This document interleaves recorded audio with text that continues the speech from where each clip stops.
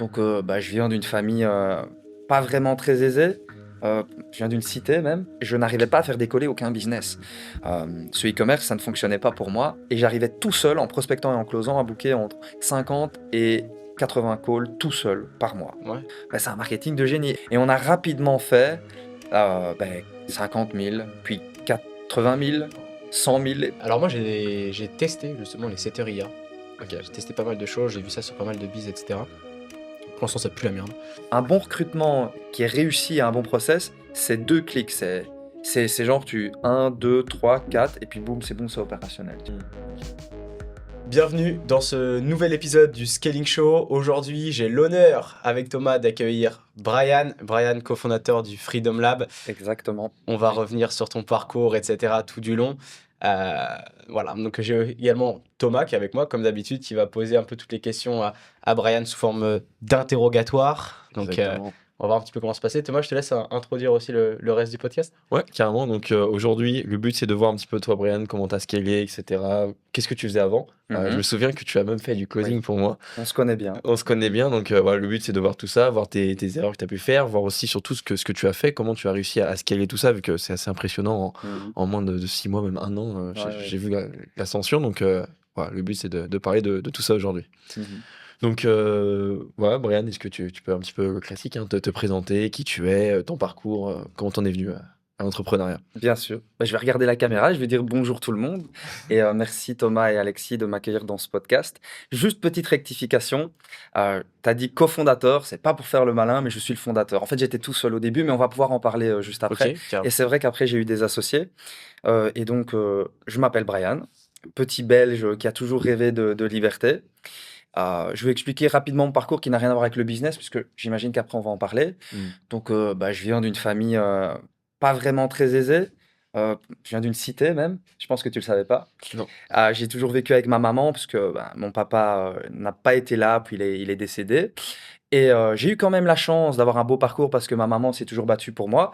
Donc j'ai fait des études, j'ai fait un bachelier, puis un master. J'ai toujours su que je voulais devenir libre, entrepreneur, créer de grandes choses. Ça, je le sais depuis l'enfance. Déjà, quand j'étais jeune, je l'ai mis un petit peu ici, je voulais communiquer avant. Je crée déjà des vidéos sur les réseaux sociaux, mais en mode sans but entrepreneurial, tout simplement pour faire rire les gens. J'ai toujours aimé faire rire les gens. J'ai d'abord fait rire mes camarades de classe, mes amis, et puis après, ça s'est transformé en vidéo sur les réseaux sociaux. Mais j'avais aucune idée par la suite de que faire, donc j'ai fait des études. Et j'ai fait des études jusqu'à 25-26 ans, puisque je savais toujours pas quoi faire. Et en fin d'études, finalement, de bachelier, donc là c'est 3 ans, j'avais 21 ans, j'ai eu la chance, lors d'un projet de groupe, de pouvoir lancer une première entreprise. On pourra peut-être en discuter après. Ça s'est clôturé pas un échec, mais pas de résultat forcément. Et ensuite, j'ai repris des études ne sachant pas quoi faire, mais sachant une chose, c'est que cette fois-ci, je voulais être entrepreneur, mais libre.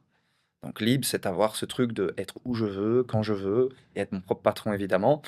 Et au bout de mon master, j'ai eu la chance de faire un stage en Thaïlande, là où on est aujourd'hui.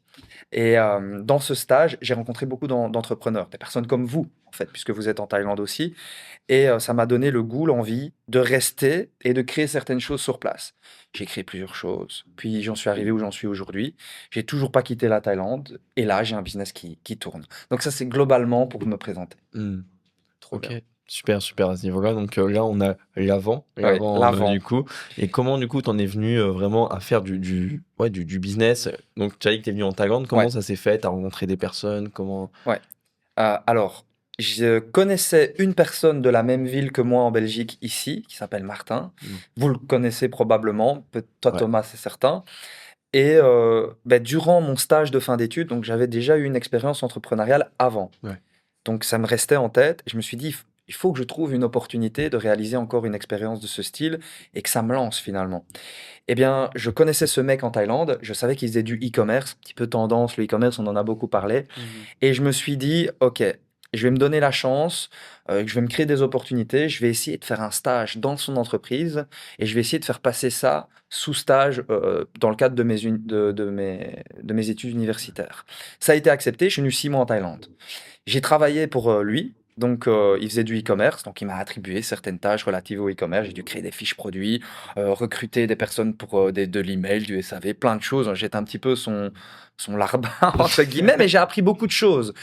Par exemple, comment construire un process, beaucoup de choses qui permettent de scaler un business. Mm. Et surtout, j'ai pu créer des connexions, rencontrer des gens sur place. J'ai rencontré durant ce stage Nico, qui est devenu mon associé aujourd'hui. Donc, ce stage, il m'a vraiment propulsé. Voilà. Donc, à la fin de ce stage, je me suis dit, euh, je vais faire du e-commerce, comme le mec chez qui j'ai fait mon stage. Mm. Et j'ai lancé des e-commerce. J'ai vendu des tapis de prière. Je pense que tu le sais. Incroyable. J'ai vendu des tapis de prière. J'ai fait du chiffre d'ailleurs. Je pense que ça a duré plusieurs mois. Mais le bilan, au bout de plusieurs mois, ça a été que j'ai rien gagné, j'ai rien perdu. Parce que j'ai fait les comptes, j'avais gagné 20 euros, je crois, en plusieurs mois de travail. La seule chose que j'ai gagné, c'est un petit peu d'expérience, rester sur place ici, mais j'étais quand même assez broke, j'avais pas vraiment beaucoup d'argent. Ce qui m'a poussé à contacter beaucoup de personnes sur la Thaïlande, dont toi. On s'est rencontrés par hasard et j'ai dit à tout le monde, est-ce que vous n'avez pas du taf pour moi? Parce que je n'arrivais pas à faire décoller aucun business. Ce e-commerce, ça ne fonctionnait pas pour moi et ça reflétait pas ce que je voulais réellement, en fait, j'aimais pas. Et donc, du coup, j'ai contacté beaucoup de personnes, j'ai eu l'occasion de faire beaucoup de tâches et dont une tâche pour Thomas qui était de faire du closing. Et bon, j'étais pas forcément une flèche ou quoi, mais j'ai fait un petit peu de closing pour toi. J'ai pas gagné énormément parce que je suis parti directement. En fait, je suis parti directement parce que j'avais toujours ce truc de lancer mes propres choses. Mais j'étais broke et je devais trouver un moyen de faire de l'argent. Donc j'ai fait du closing pour certaines personnes, dont Cyril et Yann aussi également en parallèle, ce qui m'a permis de dégager des salaires entre 3 et 4 000 euros avec du closing. Donc là, c'était le moment où j'ai généré mes premiers euros moi-même en tant qu'entrepreneur en travaillant de où je veux, quand je veux, sans patron.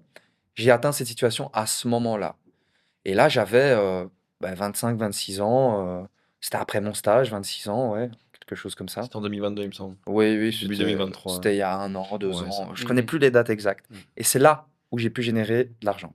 Quand j'ai vu ça, j'ai toujours voulu faire mes propres choses. Je me suis dit, je vais devoir lancer ma propre école de closing, sachant que sur le marché, il n'y a pas beaucoup d'éléments compétents. Et il y a une demande énorme. On va parler de business, de scaler des business.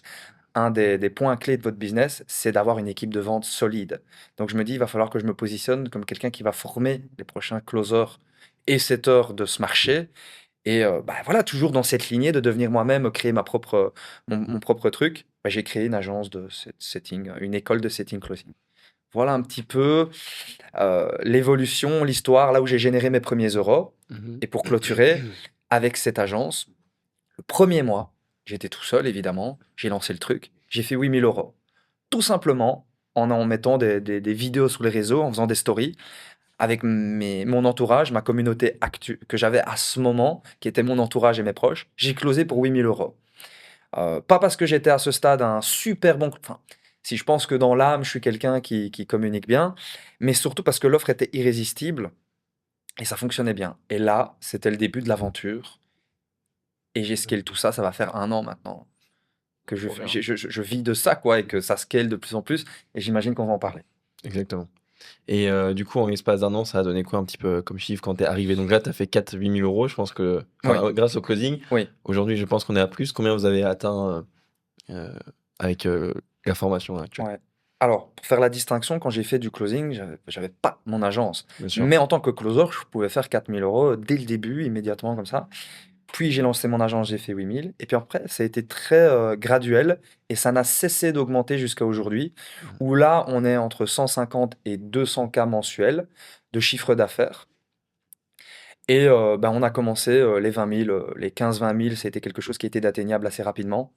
15-20 000 euros, en prenant les bonnes décisions, en faisant les bonnes choses, c'est atteignable le premier, le deuxième mois. Le premier mois, j'ai fait 8 000, mais j'avais pas de structure. Et pour la petite anecdote, j'ai fait 8 000, j'avais même pas le produit. J'avais pas la formation. J'ai juste vendu.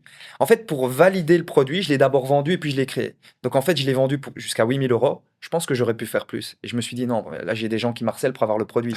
Et j'étais en train d'inventer des histoires et je disais, non, en fait, il faut que je fasse des mises à jour, on a un bug avec la plateforme. Et en fait, j'ai dû m'enfermer pendant 3 jours pour créer le produit. Et là, j'ai créé le produit, évidemment, on a fait quelque chose de sérieux. On a créé une structure. Et puis, on a rapidement atteint les 20 000 euros par mois. J'étais le seul closer Et le seul prospecteur, le seul setter, j'allais chercher moi-même les leads et je les convertissais moi-même au début pendant 3, 4 mois, 4, 5 mois. Bon, en fait, c'est simple. Les 100 premiers clients de la formation, c'est moi qui les ai closés. Ok. Là, on est plus ou moins à 900 membres. Moi, j'ai fait les 100 premiers. En fait, ça m'a permis, quand j'ai closé les 100 premiers, ça m'a permis de comprendre mon avatar, de créer les process, de créer le process de closing pour onboarder de nouveaux closers, pouvoir déléguer aussi à de nouveaux closers et d'améliorer le produit aussi avec ces premiers 100 clients. Et après, pour répondre à ta question, on a fait 20 000, puis ça a duré plusieurs mois parce que j'étais tout seul. Puis j'ai recruté un closer, 2 closers, puis on a grandi. Et on a rapidement fait 50 000, puis 80 000, 100 000, puis on a fait 2, 3 mois à 100 000. Et puis là, ça monte 140, 150, 175. Et Ok. ça monte un petit peu comme ça graduellement. Ok. Et en termes de nombre de rendez-vous que tu obtenais par mois, est-ce que ça a été aussi graduel ou justement c'est parce que tes taux de closing augmentaient que tu Alors, allais chercher il y plus de a résultats? plein de facteurs à prendre en compte. Le taux de closing, évidemment, plus il augmente, plus on a des performances élevées, plus on a du chiffre. Mais il augmentait également aussi au fur et à mesure que l'équipe grandissait. Et aussi au fur et à mesure que notre marketing était présent. Parce que moi, il faut savoir que j'utilise 2 sources d'acquisition, la pub, j'utilise aussi l'organique. Et on a des pages, je fais des podcasts aussi avec des retours clients.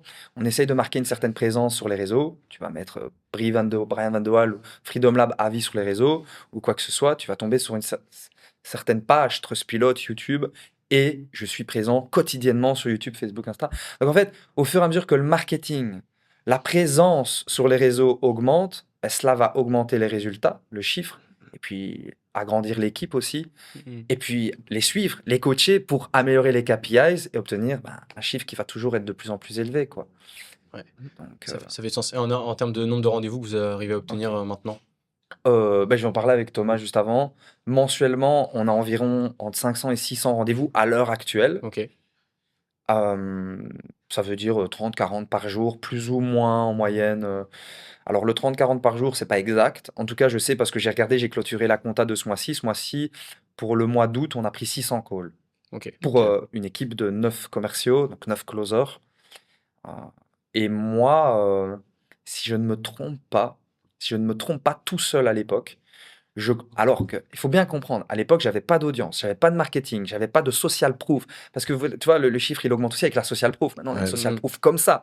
Ça permet de closer beaucoup plus la social proof. J'avais rien et j'arrivais tout seul, en prospectant et en closant, à booker entre 50 et 80 calls tout seul par mois. Ouais. Avec de l'organique sans pub. Sans social proof, sans marketing, sans présence. Tu devais passer tes journées à setter. Ouais, j'allais Ouais, chercher c'est des clair. gens, j'allais chercher des gens.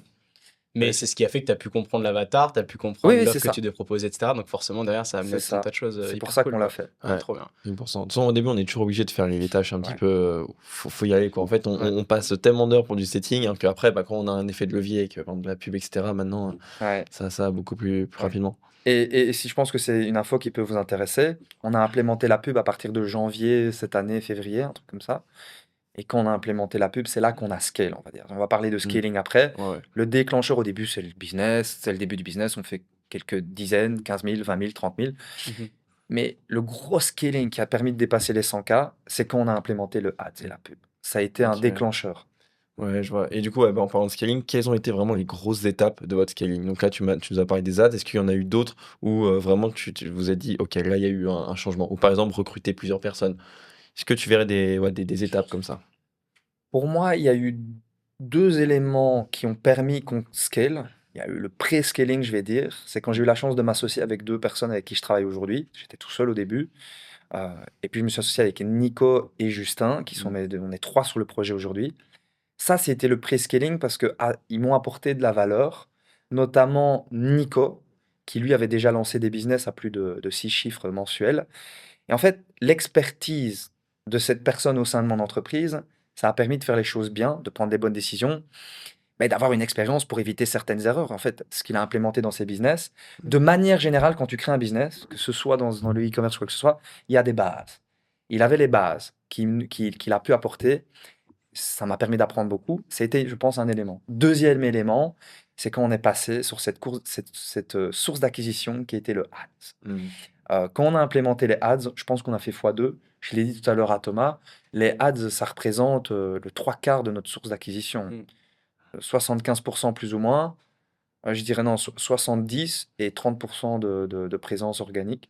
Donc je pense que c'est les deux éléments déclencheurs. Avoir une bonne structure, des bons process, s'entourer des bonnes personnes, écouter la bonne expertise, et puis cette implémentation qui a tout dupliqué.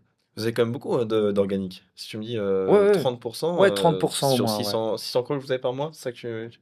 Ouais, 900, ouais, 600 ouais, organiques. exactement. Il y a vraiment, Donc, il y a vraiment énormément de l'organique. et pourtant, vous faites pas forcément beaucoup de vues. Enfin, je veux dire, 10 Ouais, ouais, 000, non. c'est pas comme si vous pétez à 1 million ou des choses comme ça, quoi. C'est On abusé. pète pas pour le moment. D'ailleurs, on est en train de revoir notre stratégie de contenu pour faire mieux. Et oui, on n'a pas poussé l'organique comme il le fallait. Et pourtant, c'est 30% du chiffre. Ok. Et par rapport du coup aux différentes sources d'acquisition, tu verrais, enfin, même si je te pose aussi la question avec si, même si on en a déjà parlé un peu, tu verrais c'est quoi les avantages enfin, vous verrez c'est quoi les avantages de l'organique, avantages des ads, et etc., etc. Inconvénients aussi. Hmm. C'est une excellente question. Moi, je pense qu'il y a surtout un certain moment où les deux viennent au service de l'autre. Ça m'arrive régulièrement d'avoir des personnes qui me découvrent sur LinkedIn notamment et Instagram, voient mon ad, ils se disent ah ce cas-là j'ai déjà vu ailleurs, je clique, boum basta.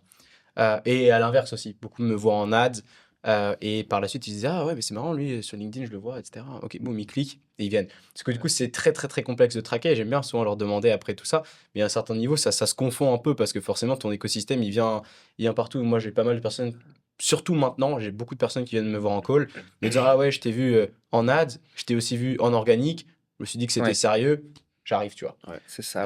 Ouais. Mais je pense que quand tu commences de 0-0 et que tu n'as pas vraiment de compétences sur l'ADS, parce que mine de rien, l'ADS, c'est qui tout double. Si tu es bon, tu peux faire beaucoup, beaucoup de sous. Et c'est pour ça que moi, je recommande aux personnes qui sont déjà un peu en place, qui connaissent déjà un peu les systèmes, etc. Maintenant, l'organique, c'est vrai que c'est la façon hyper efficace pour aller tester rapidement son offre, Ouais. rapidement son avatar client, se foutre mine de rien un peu de discipline au cul parce que bah, quand tu dois aller contacter 100 personnes par jour minimum et essayer de leur vendre ton truc alors que tu as zéro social proof ou quoi que ce soit, bah, il faut y aller, tu vois. Donc ça, je trouve que l'organique, c'est très très très utile pour les personnes qui débutent, je trouve. Par contre, l'ADS, ça reste intéressant selon moi pour les personnes qui ont déjà des bonnes bases, soit en organique, soit des bonnes bases business de manière générale et qui veulent vite, vite, vite tester leurs produits, optimiser toute la machine derrière et forcément aller chercher encore plus de résultats. En tout cas, c'est ce que je recommande sur cette structure-là. Mais je pense qu'il y a surtout à un moment donné, les deux sont ultra avantageux. Et mine de rien, le gros avantage de l'organique aussi, c'est que point de vue retour sur investissement, c'est quand même assez fou. Oui, ah oui. Mais, même si je trouve que ça demande beaucoup, beaucoup de temps à Et gérer. d'énergie aussi, ça Ouais. demande des rêves chaque jour, ça demande d'analyser Ah, les ça, stats, c'est etc. sûr. Ouais. En fait, C'est l'argent sûr. que tu mets pas, bah, au final, tu le payes en temps, en énergie. Pour avoir fait de la stratégie de contenu depuis maintenant 3 ans, c'est chaque jour tu dois mettre tes contenus. Bon, après, quand tu maîtrises vraiment ta niche, tu sais ce qui fonctionne pas. Du coup, tu fais des variantes. Donc, une fois que tu es arrivé à ce niveau-là, ça peut aller très vite, mais les débuts, et puis souvent, les gens qui, quand ils commencent, ils sont pas à l'aise devant la caméra, ils savent pas comment faire un script, etc. Donc, en fait, ils perdent beaucoup de temps à ça. Mais bon, de toute façon, s'ils font des ads, des créatifs, bah, ce sera pareil. S'ils sont pas à l'aise devant la caméra, ça va foirer, ils vont perdre de l'argent. Mais Et puis on ouais. en parlait, alors on en a déjà parlé sur un autre podcast pour te donner un contexte un peu là-dessus, mais on parlait notamment que tu as des personnes qui sont très à l'aise en création de contenu et d'autres qui sont très Ouais. profil marketeur. Et typiquement, moi je sais Exactement. que je suis Ça, très c'est profil ouais. marketeur, moi je suis Mm. derrière mon truc, je fais mon truc et puis durant que j'ai un x4, x5 sur mes ads Exactement. minimum, bon, je suis content et je bombarde comme ça, quoi. Mm. Ouais, ça, alors que par exemple, Brian et moi, on est plus création de contenu, on prend du plaisir à faire ça. En fait, on Ouais. prend du plaisir à être devant la caméra et ça se ressent, l'énergie se ressent et du coup, c'est plus facile et on peut tenir aussi plus facilement sur le long terme. Alors que toi, si t'aimes pas trop ça, on sait très bien quoi. C'est comme les appels de vente, si t'aimes pas au bout d'un moment, tu Moi, vas pas tenir. c'est faire des reels, facecam, etc. Je le fais parce qu'il faut qu'on le fasse. Et puis, mine de rien, j'essaie aussi d'apporter pas mal de valeur, tu vois, dans ce que je fais, dans les scripts que notamment je mets en avant. Et c'est pour ça aussi que j'aime beaucoup le format podcast parce que c'est très naturel derrière. Ouais, C'est beaucoup voilà, plus, ouais. c'est plus une discussion, etc. Et en général, c'est beaucoup plus sympa. Par C'est contre, sur sûr. les ads, bon, bah, ça fait quand même un moment maintenant que je fais de l'ads, forcément. Mais ça fait quasiment 5 ans, je crois, que je fais de l'ads. Ok. Donc, que je tourne en ads. J'ai quasiment toujours tourné en ads, en fait. Mhm. Parce que je trouve ça trop bien. Genre, c'est la meilleure machine que je Bah, peux avoir. Tu c'est vois, une boum, bonne boum. machine. Mais Je trouve que c'est quand même bien quand on commence, quelqu'un qui démarre de rien. Enfin, moi, c'est mon avis. Quelqu'un qui démarre de rien, qui crée une offre, qui veut se lancer dans le business ou quoi que ce soit, je lui recommande quand même l'organique pour commencer, ne fût-ce que pour tester son offre. Tu vas pas aller dépenser des thunes dans quelque chose si tu sais pas. Si, je disais tout à l'heure, moi, j'ai vendu le truc avant de le créer. Parce qu'en fait, je vois beaucoup d'entrepreneurs qui passent beaucoup de temps à anticiper, à créer leurs trucs, à faire des beaux tunnels, à faire des trucs de ads, à faire leurs produits à fond, et ça serait bien qu'on fasse ça. Et puis après, ils vont sur le terrain, ils vont parler aux prospects, ils se rendent compte que ce qu'ils ont créé avant, ça ne correspond pas à ce que le prospect a besoin ou veut, ils doivent tout créer, ou ils se rendent compte que ça ne fonctionne pas, ils arrêtent, ils abandonnent, et en fait, ça pompe de l'énergie, et le travail qui était fait avant, c'était une perte de temps, et d'énergie, et d'argent.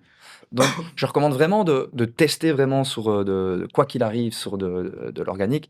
Et puis, c'est quand même formateur. Tu disais, enfin, nous, on est Ouais. plus du profil comme ça, mais c'est quand même formateur parce que se foutre devant une caméra tous les jours, mais après, tu es plus à l'aise pour parler aussi quand tu es dans des calls avec des meetings avec tes équipes. Tu es plus à l'aise quand tu dois faire un loom, même quand tu dois tourner ta formation. Se foutre devant une caméra, ça reste formateur et ça améliore tes skills de personnes qui communiquent. Ça, et même dans la vie de tous les jours, je sais pas si t'as remarqué, mais Ouais. depuis que je me filme, je sais comment Ouais, j'agis, ouais, ouais, comment c'est ça, c'est t'as un ça. retour en fait. C'est ça.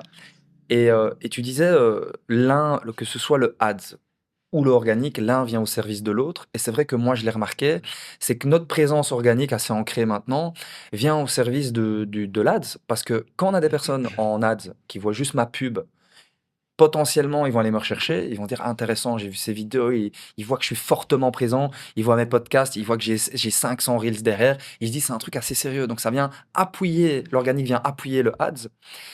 Et si je devais donner un retour aussi qu'on a remarqué, c'est que on se demandait c'est quoi le plus facile, le ads ou l'organique? Le ads pour moi c'est un bon moyen pour scaler, mais j'ai remarqué qu'en organique, moi quand j'étais en organique, il y avait moins d'histoires de no-show et il fallait moins travailler le Ça, setting. bien sûr. En fait, avec l'ads, il faut bien se rendre compte d'une chose, il faut avoir un setting solide. Parce que, en plus de ça, si t'as pas d'organique derrière, parce que le mec il vient de ton ads, il a vu ton ads, ok c'est super, mais t'es personne. Exactement. Et derrière, s'il n'y a pas un setting solide de requalification ou même pour chauffer la personne à venir vraiment chez le closer pour pas que ce soit un no-show, il faut mettre le paquet. Alors que l'organique, moi je discutais avec des gens quand je faisais que de l'organique, on se posait pas la question du no-show et on ne devait pas tacler ce truc, améliorer cette KPI du no-show. De ouf. Donc il y a des inconvénients, des avantages, il y a une façon de faire. Je pense surtout qu'à un moment donné, les deux sont obligatoires, tu vois. Ouais, Ah oui, 1000%. pour scaler, oui. Ouais, c'est clair. De toute C'est façon. clair, c'est clair. Et en vrai, la stratégie que je verrais pour un mec qui veut vraiment débuter, et je dis pas ça parce que on a lancé une formation aussi de setting closing, mais en gros, c'est vraiment tu commences en fait en setting closing, tu as un maximum de compétences, tu mets un maximum de cash de côté, si tu peux faire 3000, 5000, 6000 avec le setting closing, et pendant que tu es encore setter closer, tu fais des petites vidéos sur Insta où tu montres un peu ce que tu fais. Du coup, tu commences à être à l'aise en face cam, sur les réseaux, etc. Et avec l'argent vraiment que tu as fait, petit à petit, après, tu arrêtes ce job de setting closing. Tu prends un mec, par exemple comme toi, qui te fait scaler en ads parce que c'est beaucoup plus rapide que directement aller en organique. Et ouais, en fait, après, tu prends un gars comme toi, il te fait scaler très rapidement en 1 mois, 2 mois. Vu que tu as de l'argent de côté, c'est nickel. À côté, tu as commencé aussi ton organique, donc tu peux réveiller cette audience que tu as déjà un petit peu créée. Et pour moi, si vraiment je devrais recommencer de zéro, c'est comme ça. Et je prends en fait à chaque fois des gens qui peuvent me former. Parce que bah, tu as bien vu, Brian, enfin, non, toi, ça va, tu as eu des mentors, mais même quand tu es tout seul, en fait, c'est compliqué. Quand tu t'y connais pas, tu pas forcément de compétences. En fait, tu fais de la merde. Et comment tu vas apprendre en fait à faire des bonnes ads, bien setter, bien closer non. quand t'as pas eu de mentor? Sur Internet, tu peux, mais franchement, la plupart des gens vont se démotiver. Et donc, quand tu prends un mec, au moins, tu es sûr qu'il va t'amener du point A au point B. Et d'ailleurs, c'est pour ça que je t'ai fait appel, parce que je sais très bien que je vais aller tellement plus rapidement pour faire scaler mon business que tout seul. C'est surtout qu'en fait, tu as le coût d'opportunité derrière.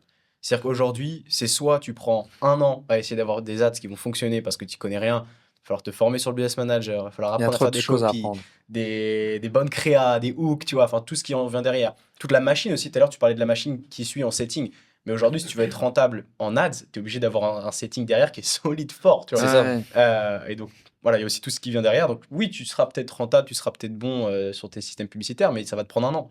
Et aujourd'hui, Exactement. qu'est-ce qui se passe si tu passes par quelqu'un qui te fait ça beaucoup plus vite? Peut-être qu'en 1 mois et demi, tu as ta machine qui lance, tu fais des ventes, etc. et tout roule. Alors que dans le deuxième cas, tu auras passé 1 an. Et finalement, le gap là-dessus, c'est ok, bah, l'argent que tu aurais pu faire en 1 an, bah, il est perdu à tout jamais, tu vois. Et en 1000%. particulier sur ça, tu vois. Donc Mm. c'est ça aussi, Mais c'est intéressant. Ouais. Plus que l'argent, t'as aussi perdu le temps. et de l'énergie. Surtout le Je crois temps, que je c'est dirais. le Ouais. plus important. C'est là que quand je me suis aperçu que le temps, finalement, c'est beaucoup plus important que l'argent. Et je suis en mode, putain, j'en ai trop marre de perdre du temps à mettre un an au lieu de Ouais, mettre c'est 3 mois ça. sur tout ça. Et Mhm. c'est super chiant. Et c'est pareil pour la formation de setting closing. Un mec qui s'y connaît pas, il rentre dans ta formation, il est placé, les gens ont beaucoup plus confiance parce que le mec vient de chez toi Ouais. et directement il peut démarrer quoi. Alors que si les lambda il connaît pas du tout la vente, il va se faire virer dès la première semaine parce que le mec il s'y connaît rien quoi. Mm. Donc, Mais pour moi, c'est même impossible. Donc là, on parle de créer un business et de scaler un business de, je sais pas, d'agence, d'infoprenariat, de coaching ou quoi que ce soit. C'est impossible de le faire tout seul. Moi, quand je regarde mon parcours, avant même de m'associer avec les personnes avec qui je suis, qui m'ont apporté de la valeur, je me suis formé, j'avais pris un accompagnement avec Imran. Oui. Enfin, jamais j'aurais réussi tout seul à être où j'en suis aujourd'hui si j'avais pas été formé par certaines personnes, si je m'étais pas associé par bah voilà, c'est de la chance, mais je l'ai cherché aussi. J'ai créé cette opportunité avec les personnes avec qui je suis. Mais je remarque que dans mon parcours, il y a eu ces personnes qui m'ont apporté. En fait, ils ont réalisé ces choses-là avant moi. Ils m'ont apporté la valeur. Je me suis formé. Bah, tu peux pas faire tout seul. En fait, Ouais. là, on parlait des ads et tout, mais il y a plusieurs pôles. Il faut le produit. Il faut déjà créer l'offre. Créer une bonne offre, c'est pas si facile. Enfin, tout seul, c'est voilà. Il faut avoir trouver les prospects, l'acquisition, la vente. Et, Délivrabilité aussi. et j'ai pas compris. Délivrabilité. Et Ce que tu vas délivrer. délivrabilité aussi, c'est oui. ça. Ouais. Ouais, c'est ça. Le produit, l'équipe de vente, l'acquisition, il y a trop de choses en fait. L'acquisition, l'équipe de vente, pour ça j'ai fait du closing aussi avant. Enfin, il y a beaucoup de choses à savoir. Et je pense que tout seul, on peut pas espérer atteindre 30 000 euros par mois, 15 000, 20 000, 30. C'est pas possible. Ouais, ça met trop de temps. Mm. Pas tout seul, si, mais sans se former, non. Mm. Je veux dire, Oui. quand je dis tout seul, c'est genre avec juste ta tête et rien d'autre, quoi. Ah oui, non, mais bien Non, évidemment. il faut écouter des gens sérieux. C'est clair. Et, Et Ils- on peut trouver aussi beaucoup de choses sur Internet maintenant. Donc, faut être aussi un peu débrouillard. Je pense que c'est aussi être un peu débrouillard et provoquer le fait que tu vas aller chercher toi-même les Mhm. informations. Parce que il y en a beaucoup, en fait. Je vois beaucoup de personnes qui attendent. En fait, ils sont conscients de ça, tu vois. Mais ils attendent, ils sont comme ça en mode, ah, j'attends qu'on me donne les infos. ouais. Et personne ne viendra te donner les informations, tu vois. Ouais. Ouais, Il va clairement. falloir simplement que tu ailles les chercher. Et à ce moment-là, les personnes seront prêtes à te donner les informations. Bon, tu vas payer, mais Ouais. c'est Clairement. normal, en fait, finalement. C'est juste Et je pense que aussi par rapport à ça, il y a différents types de profils. En mode, il y a certains, ils peuvent être beaucoup plus débrouillards, d'autres, ils ont plus besoin de quelqu'un derrière eux. Par exemple, j'en ai une interview la dernière fois avec David Laroche et le coach de Serena Williams. Donc, il a coaché vraiment les meilleurs tennisman. Et il s'est aperçu qu'il y avait par exemple certaines athlètes qui avaient vraiment besoin en fait de structure, qui avaient besoin, on leur dit ça, sinon ils peuvent pas performer. Alors que d'autres, il y a pas besoin de ça. On peut leur donner plus de liberté, etc. Et je pense que c'est important de aussi connaître ses faiblesses pour derrière en fait savoir que ok, bah, en fait j'ai besoin de quelqu'un pour qu'il mette un coup de pied au cul. Par exemple, moi je sais que c'est vraiment ça. Et Ouais. d'ailleurs c'est aussi en partie pour ça que je t'ai fait appel. Voilà, quand il y a une deadline, je sais que je vais la respecter. Alors que quand je suis tout seul, je suis en mode Ouais, c'est sûr. oh bon, je vais peut-être pas aller autant dans les détails ou je vais Ouais. pas faire ça. Donc je pense que ça dépend des profils. Toi tu m'as l'air très débrouillard. Déjà dès 16 ans, tu commençais à faire tes trucs, etc. J'ai commencé à 15-16 ans, j'ai commencé. C'est ça. Je sais que j'ai une personnalité un peu moins comme ça. J'ai besoin de structure, que quelqu'un soit là, me mettre un cadre. Après toi, Brian, je sais pas comment tu te Mais situes à ça. moi, c'est pareil. Moi, par exemple, le fait d'être associé, je dois pas. En fait, je dois pas. Il me demande pas des comptes. On est au même niveau. On a vraiment. On s'entend super bien. Mais quelque part, l'air de rien, on s'attribue. On a chacun des objectifs et des tâches. Et inconsciemment, je me dis, je dois quand même des comptes à mes associés, mais c'est plus personnel. C'est pas eux qui me disent, hey, t'en es où dans ton travail? Ça n'arrivera jamais. Mais oui, j'ai besoin de cette pression, de ce truc, de me dire, j'ai des deadlines, je dois les accomplir. Je me dois de le faire pour respecter mes engagements envers l'équipe, mes associés, etc. Donc j'ai besoin aussi de ça. Et d'ailleurs, on parle de se former, etc. On continue, même nous, là, on prend des coachings. Ce mois-ci, on a pris deux accompagnements. Ok. Donc, Sur quoi pour... un accompagnement pour tout ce qui est système emailing. Bah, c'est plus pas un accompagnement, c'est plus migrer sur une autre plateforme. Et bah, vous connaissez Cyril Web de Fou? Oui, bien sûr. Ouais. Bah voilà, on travaille avec lui. Ok. Et on a pris aussi, parce que là, on arrive à un stade où, au niveau des chiffres et au niveau KPIs, et pour connaître le score, on n'était que sur des sheets. Là, on va passer sur un SaaS, un truc assez solide, une plateforme. Et on va travailler avec un gars qui a travaillé avec des infopreneurs qui font du vrai chiffre, quoi. Des gens, tu sais, quand tu fais 500K, 1 M-months avec ce genre de business, c'est fini les Google Sheets. Ouais, Et grave. nous, on arrive à un stade où c'est pas qu'on s'est fait closer, c'est qu'on a besoin de ça. Ouais. C'est sûr qu'on s'est pas fait closer, c'est une limite. Nous, on a parlé avec le gars et on va installer ça. Mais voilà, on continue à optimiser notre structure, à Bien se sûr. former, à prendre des choses. Mm. Et c'est continuellement, en fait. Surtout dans le business en ligne, j'ai l'impression que si tu t'arrêtes, tu disparais, pas du jour au lendemain, mais vous m'avez compris, tu disparais Clairement. extrêmement vite. Et ça évolue tellement vite en fait dans notre domaine que si tu te mets pas continuellement à la page, t'es mort Ouais. avant d'avoir commencé, tu vois. Ouais. Donc c'est clair. Et en particulier pour les personnes qui justement sont au début, bah, en fait, vous avez le temps d'optimiser tous les éléments là, mais au départ, faites-le, tu vois. Ouais. Tu auras le temps d'optimiser par la Oui, suite. Donc clairement, je c'est clair. pense par rapport à ça. Et ouais, clairement. Et par rapport aux membres, donc tu m'as dit que vous étiez 3 en tout dans le Freedom Ouais. Lab. Quels sont un petit peu les rôles de chacun, comment comment vous êtes dans l'équipe et aussi au niveau des sister closers, combien vous en avez? Et après on pourra voir aussi ta structure, toi, Alexis, à ce niveau-là. Carrément. Alors, évidemment, il y a plein de choses à faire en entreprise, plein de tâches, et globalement, on prend les décisions ensemble, on fait un peu tout chacun, mais il y a quand même, on a quand même on s'est réparti quand même l'épaule. Je dirais que moi-même, je suis très axé sur la vente, l'équipe de vente, la gestion de l'humain. Et en gros, dans ce genre de business, la grande partie de l'humain qu'il y a dans ton équipe, c'est la vente. Mm. J'ai beaucoup de personnes dans mon équipe, mais plus de la moitié, le trois quarts même, c'est des équipes de vente. Moi, je gère cette partie-là parce que c'est un peu ma spécialité, tu vas me dire. Et bah, j'ai créé aussi la partie sur la vente, c'est moi qui optimise tout le truc dans la formation. Donc moi, je m'occupe globalement de ça. Je fais évidemment d'autres choses sur le côté, mais si je dois donner mon gros pôle à moi, c'est ça. Justin, mon autre associé, son gros pôle, ça va être la création de contenu, la présence. Bien sûr, je participe avec lui. Encore une fois, moi, je dois être sur tous les pôles. Je suis un peu la Ouais. figure du truc. Je suis sur tous les pôles. Et puis, je reste aussi la personne, la figure. Mais Justin, il s'occupe beaucoup de la stratégie de contenu et du produit en lui-même. Alors, le produit, comme je l'ai dit, c'est moi qui ai tourné les vidéos. C'est moi le spécialiste du setting closing et de la vente. Donc, c'est moi. Mais il s'occupe beaucoup de tout ce qui est optimiser la satisfaction client. Nous, on a appelé ça le pôle succès client, Ouais. où en fait, il va s'occuper de la gestion des coachings, de l'accompagnement. Qu'est-ce qu'on va pouvoir mettre en place pour optimiser le produit qui fait que derrière, on va avoir un succès client plus élevé, un taux de satisfaction plus élevé, des demandes de, tu sais, qu'on arrive à notre stade, il y a aussi une gestion de SAV, de remboursement. Nous, Ouais. elle est très très faible parce que justement, on optimise, on prend des décisions pour optimiser ça. Justin, il va être là-dessus. Nico, il va être sur toute la partie euh, acquisition client, euh, les ads, les sources d'acquisition, le tunnel de vente, le truc qui fait que on va avoir des leads. Voilà. Et dans un second temps, on prend les décisions ensemble, mais juste, Nico, il va avoir plus un profil de stratégique. De Mm. mec, il va voir les choses, les KPIs de loin. Il va se dire, il faudrait qu'on prenne cette décision, cette décision, cette décision. On se pose à trois, on brainstorm, on s'apporte tous de la valeur et on prend des décisions. Donc globalement, voilà comment ça se passe. Ok, ouais. Moi, je reste quand même un petit peu sur tous les pôles. Je dois être présent un peu partout. Parce que voilà, j'apporte l'énergie quand même dans l'entreprise. Mais voilà un petit peu si je devais répartir les tâches. Ok, ça doit être bien d'avoir, enfin c'est rassurant d'avoir un mec comme Nico, parce qu'en fait, toi tu poses un petit peu ton cerveau entre guillemets, bien sûr, Ouais. entre grosses guillemets, mais en fait lui il te dit ok on va partir dans cette direction, on va partir dans cette direction, et peut-être aussi comme il est un petit peu moins dans l'opérationnel, enfin c'est plus vraiment de l'opérationnel que tu fais, mais Mais même il nous, a oui, peut-être c'est une plus vue vraiment de globale. l'opérationnel. Voilà, c'est plus vraiment de l'opérationnel, mais peut-être qu'il a une vue plus globale et ouais en fait il peut vous amener, enfin il voit la situation et vous dit En ok fait, ça c'est va. ça. Et là, on arrive à un stade où, évidemment, avec son expertise, il peut nous apporter des voix. Mais on arrive à un stade où, finalement, on s'apporte tous les trois de la valeur de la même façon. Et on apporte tous des idées, on prend une décision ensemble.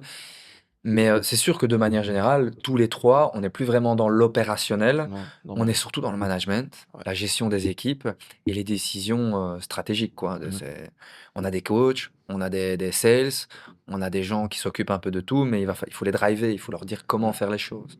Ouais. Mm. Ouais, donc on est plus dans une situation où en fait le Freedom Lab il serait rien sans toi, il serait rien sans Nico. En fait, c'est Ouais. la fusion, sans Justin, c'est vraiment la fusion ça. des trois. Ouais. Et j'aimerais que Oui, vous c'est avez ça, bien bien sûr. trouvé, que vous avez chacun votre Bien sûr. expertise, votre domaine de Bien sûr. compétences. Donc, Ouais. c'est Et nickel. d'ailleurs, dans mes débuts, je me suis d'abord associé avec Justin, qui lui m'a beaucoup appuyé sur la création de contenu. Mm. Notamment, par exemple, Justin, il a monté des pages Instagram. Je ne sais pas si tu le savais, il Ah avait ouais. monté des pages. Et il m'a beaucoup aidé sur la création de contenu. Et voilà. Et aujourd'hui, lui, il a pris la responsabilité d'organiser le pôle un petit peu succès client. Ouais, ok. Mais encore une fois, on est tous partout, quoi, Ouais, entre guillemets. forcément. Et toi, C'est ça. Alexis, est-ce que tu as des associés, comment ça s'est un petit peu fait? Ouais, alors sur Scaling Process, je suis tout seul, donc seul directeur, si je peux dire ça comme ça. Et alors moi, j'ai pris une décision au départ, parce qu'en fait, Scaling Process, c'est assez récent. Alors moi, pour t'expliquer, Brian, j'ai eu une agence pendant un peu plus de 4 ans au total, avant une agence marketing, tout ce qui est plus classique, modèle Done for You, on s'adressait beaucoup à des coachs, infopreneurs, etc. Que vous connaissez sans doute. Mais par la suite, en fait, je suis transitionné sur un modèle plus forme d'accompagnement, plus en Done with You. Donc, en fait, je fais quasiment les mêmes activités en tant qu'agence, mais sous une forme un peu différente qui me permet d'aller chercher plus de résultats. Donc, ce qui fait qu'aujourd'hui, donc cette activité-là, je l'ai lancée tout seul. Alors, moi, j'étais associé pendant de nombreuses années avant sur justement mon agence marketing que j'ai revendue maintenant et je suis uniquement concentré sur le scaling process. Le scaling process aujourd'hui, donc je suis le seul directeur et moi, j'ai pris la décision d'avoir des personnes qui sont un peu polyvalentes au départ. Ce qui fait qu'en fait, là, mon plan pour monter jusqu'à 80K, à l'heure actuelle, je suis à peu près autour de 45-50. Mon plan pour monter jusqu'au 80 déjà, d'ici la fin d'année, même si je pense qu'on va faire un peu plus sur la fin d'année, c'est d'avoir des personnes qui sont polyvalentes sur un peu plus tous les domaines. Exemple, et tu le connais évidemment, Issam. Issam, lui, il est très bon sur la partie gestion client, succès client, répondre aux clients, etc. Mais il est aussi très polyvalent dans tout un tas d'autres domaines qui fait que, pour moi, c'est le top à ce moment-là. Exemple, il sait très bien gérer des pubs, donc il m'aide aussi, il m'épaule beaucoup sur la partie script publicitaire, typiquement, gestion des ads, les décisions qu'on doit prendre sur la partie ads, partie tunnel, les VSL, tout le système qui vient derrière. Il a aussi une vision d'ensemble.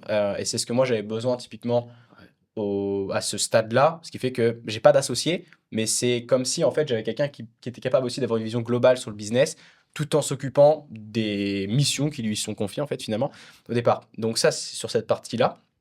Mais j'ai un setter et un closer aussi. Parce que nous, il faut comprendre qu'on est quand même sur des offres high ticket. Notre offre, elle est à 5K. Donc, on a moins de volume, mais on peut faire en fait un gros ROI par rapport à tout ça. Donc, c'est assez intéressant dans mon business. Et donc, pareil, j'essaie de prendre des personnes qui sont polyvalentes par rapport à ça, mais qui sont en capacité de faire leur mission. C'est-à-dire que c'est les premiers à arriver. Et pour moi, c'est la vision que j'en ai, c'est les décisions que j'ai prises. Il fallait que les premiers qui arrivent aient la capacité de s'adapter forcément rapidement. Ouais. Et au lieu de... Moi, j'ai marché un peu à l'inverse. Au lieu d'aller faire le process, moi, et leur donner le process, je leur ai demandé, et je les ai évidemment accompagnés sur tout ça, à créer eux-mêmes le process. Ce qui fait qu'en fait, ils savent parfaitement, ils connaissent parfaitement leur pôle, déjà d'une. Ils sont en capacité de s'adapter parfaitement et le job leur convient parfaitement, ce qui fait qu'ils restent. Ce qui fait que forcément, ça leur convient. Alors évidemment, je viens de checker derrière pour savoir si le process est évidemment bien fait, logique. Mais j'ai plus une vision où voilà, j'ai créé volontairement le chaos un peu au départ pour qu'en fait, ils se structurent eux-mêmes en fait. D'accord. Et ce qui fait que, alors évidemment, il faut leur donner la bonne direction, etc. Mais j'ai donné la bonne direction à chaque personne et je leur dis voilà, l'objectif, ça va être de faire ça, etc. Voilà pourquoi on doit faire ça. Moi, j'aime bien leur donner la raison de pourquoi ils doivent faire la mission, tu vois, c'est important, je trouve. Et derrière, en fait, je leur dis écoute, voilà, tu as telle ressource, telle ressource, telle ressource, on va créer ensemble ce qui va te permettre de bien bosser sur la structure. Et en fait, d'eux-mêmes, ils prennent des responsabilités, ils se disent ok, là, je dois faire ça, je dois faire ça, je dois faire ça. Et tu vois, moi, il y a pas mal de personnes de ma team qui m'ont sorti des maps de process qu'ils avaient fait eux-mêmes, etc. En me disant voilà, qu'est-ce que t'en penses, etc. Moi, j'arrive derrière, voilà, ça c'est bien, ça on va remodifier, etc. Et du coup, en fait, ils ont créé eux-mêmes leur propre process, ce qui fait que quand je veux recruter d'autres personnes derrière, j'ai déjà les process qui sont implémentés par la personne qui fait le job. Et moi, j'avais une vision assez floue là-dessus, parce que forcément, je fais beaucoup de done for you, donc c'était ultra processisé comme ça, comme ça, comme ça.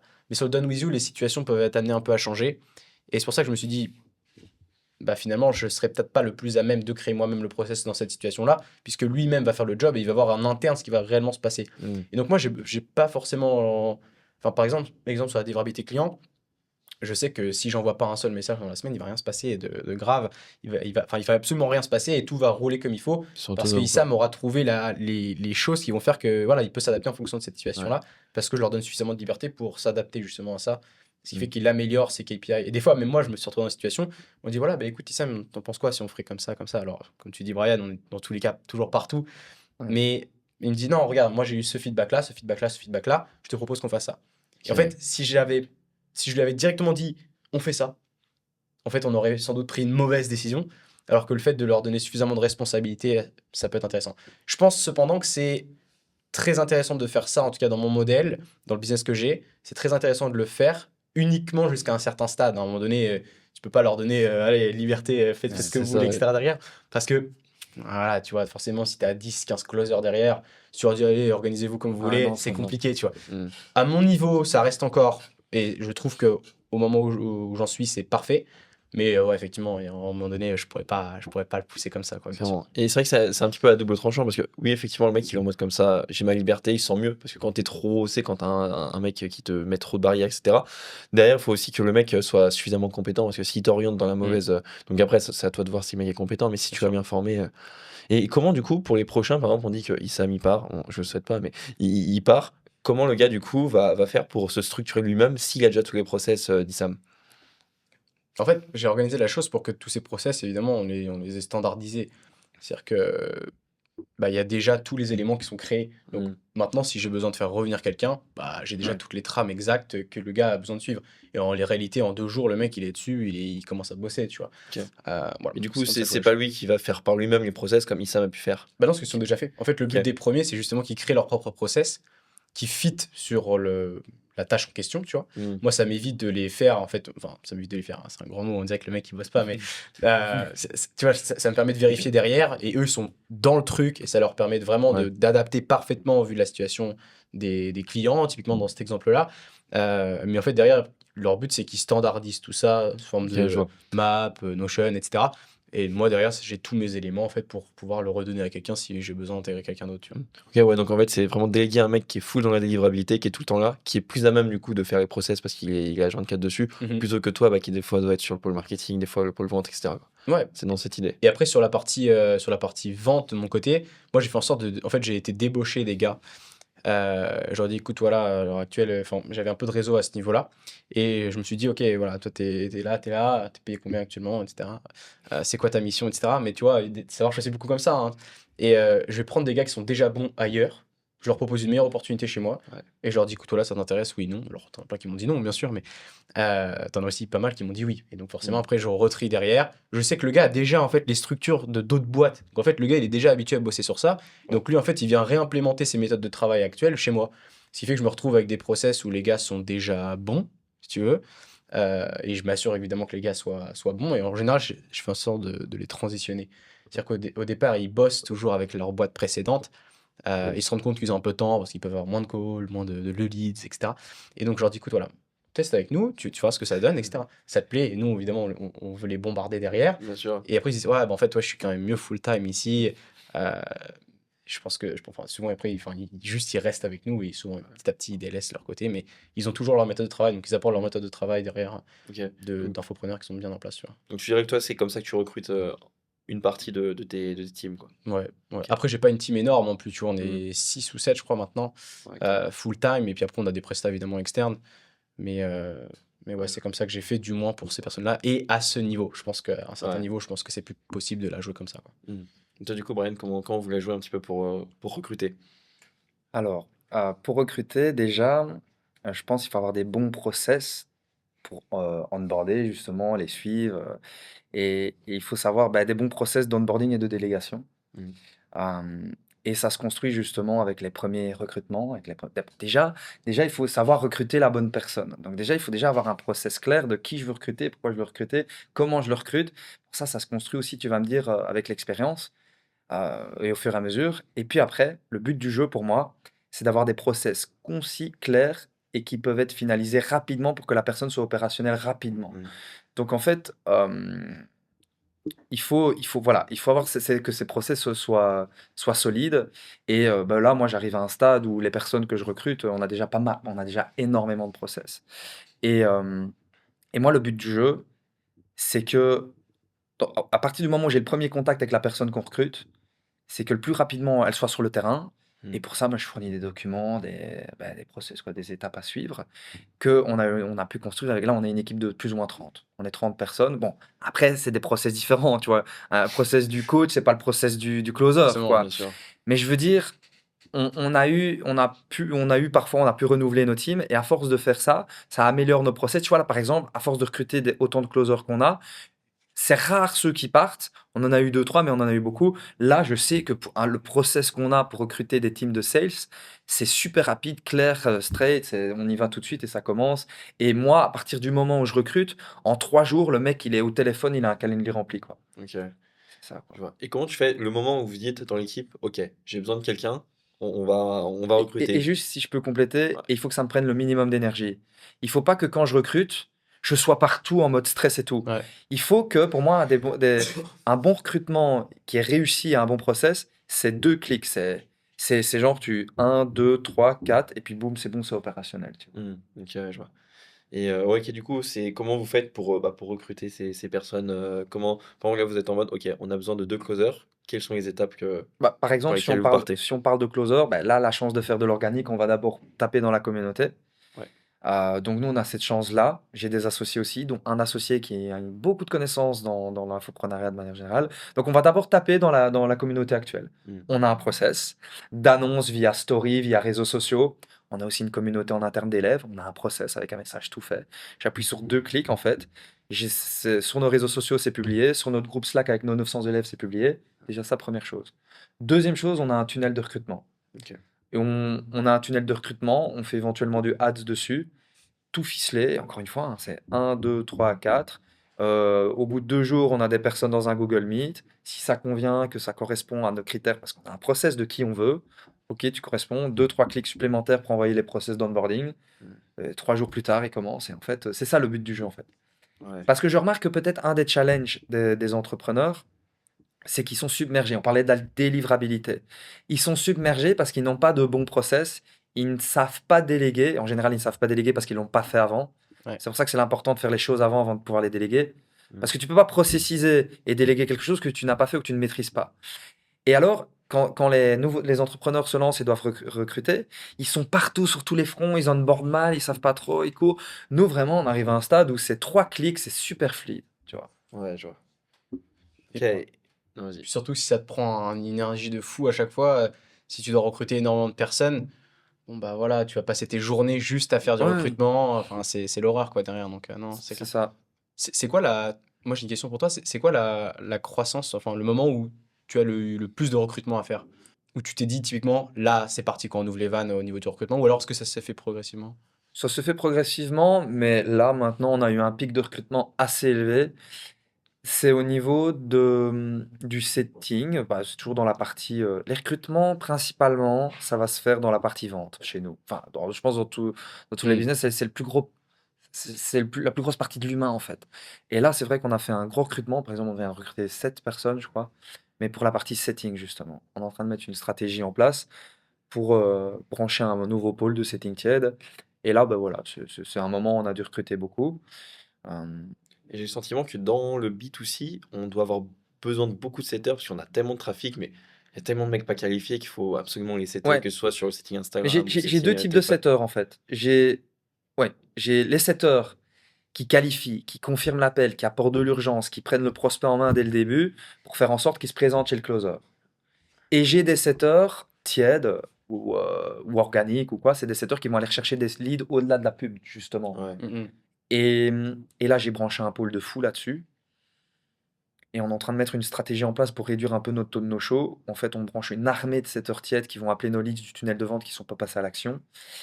Et le but du jeu, c'est que dès qu'il y a un mois de no-show, ou si dans la journée, le closer, il n'a pas son calendrier rempli, bam, il y a des setters qui sont, une armée de setters qui sont là pour combler les agendas.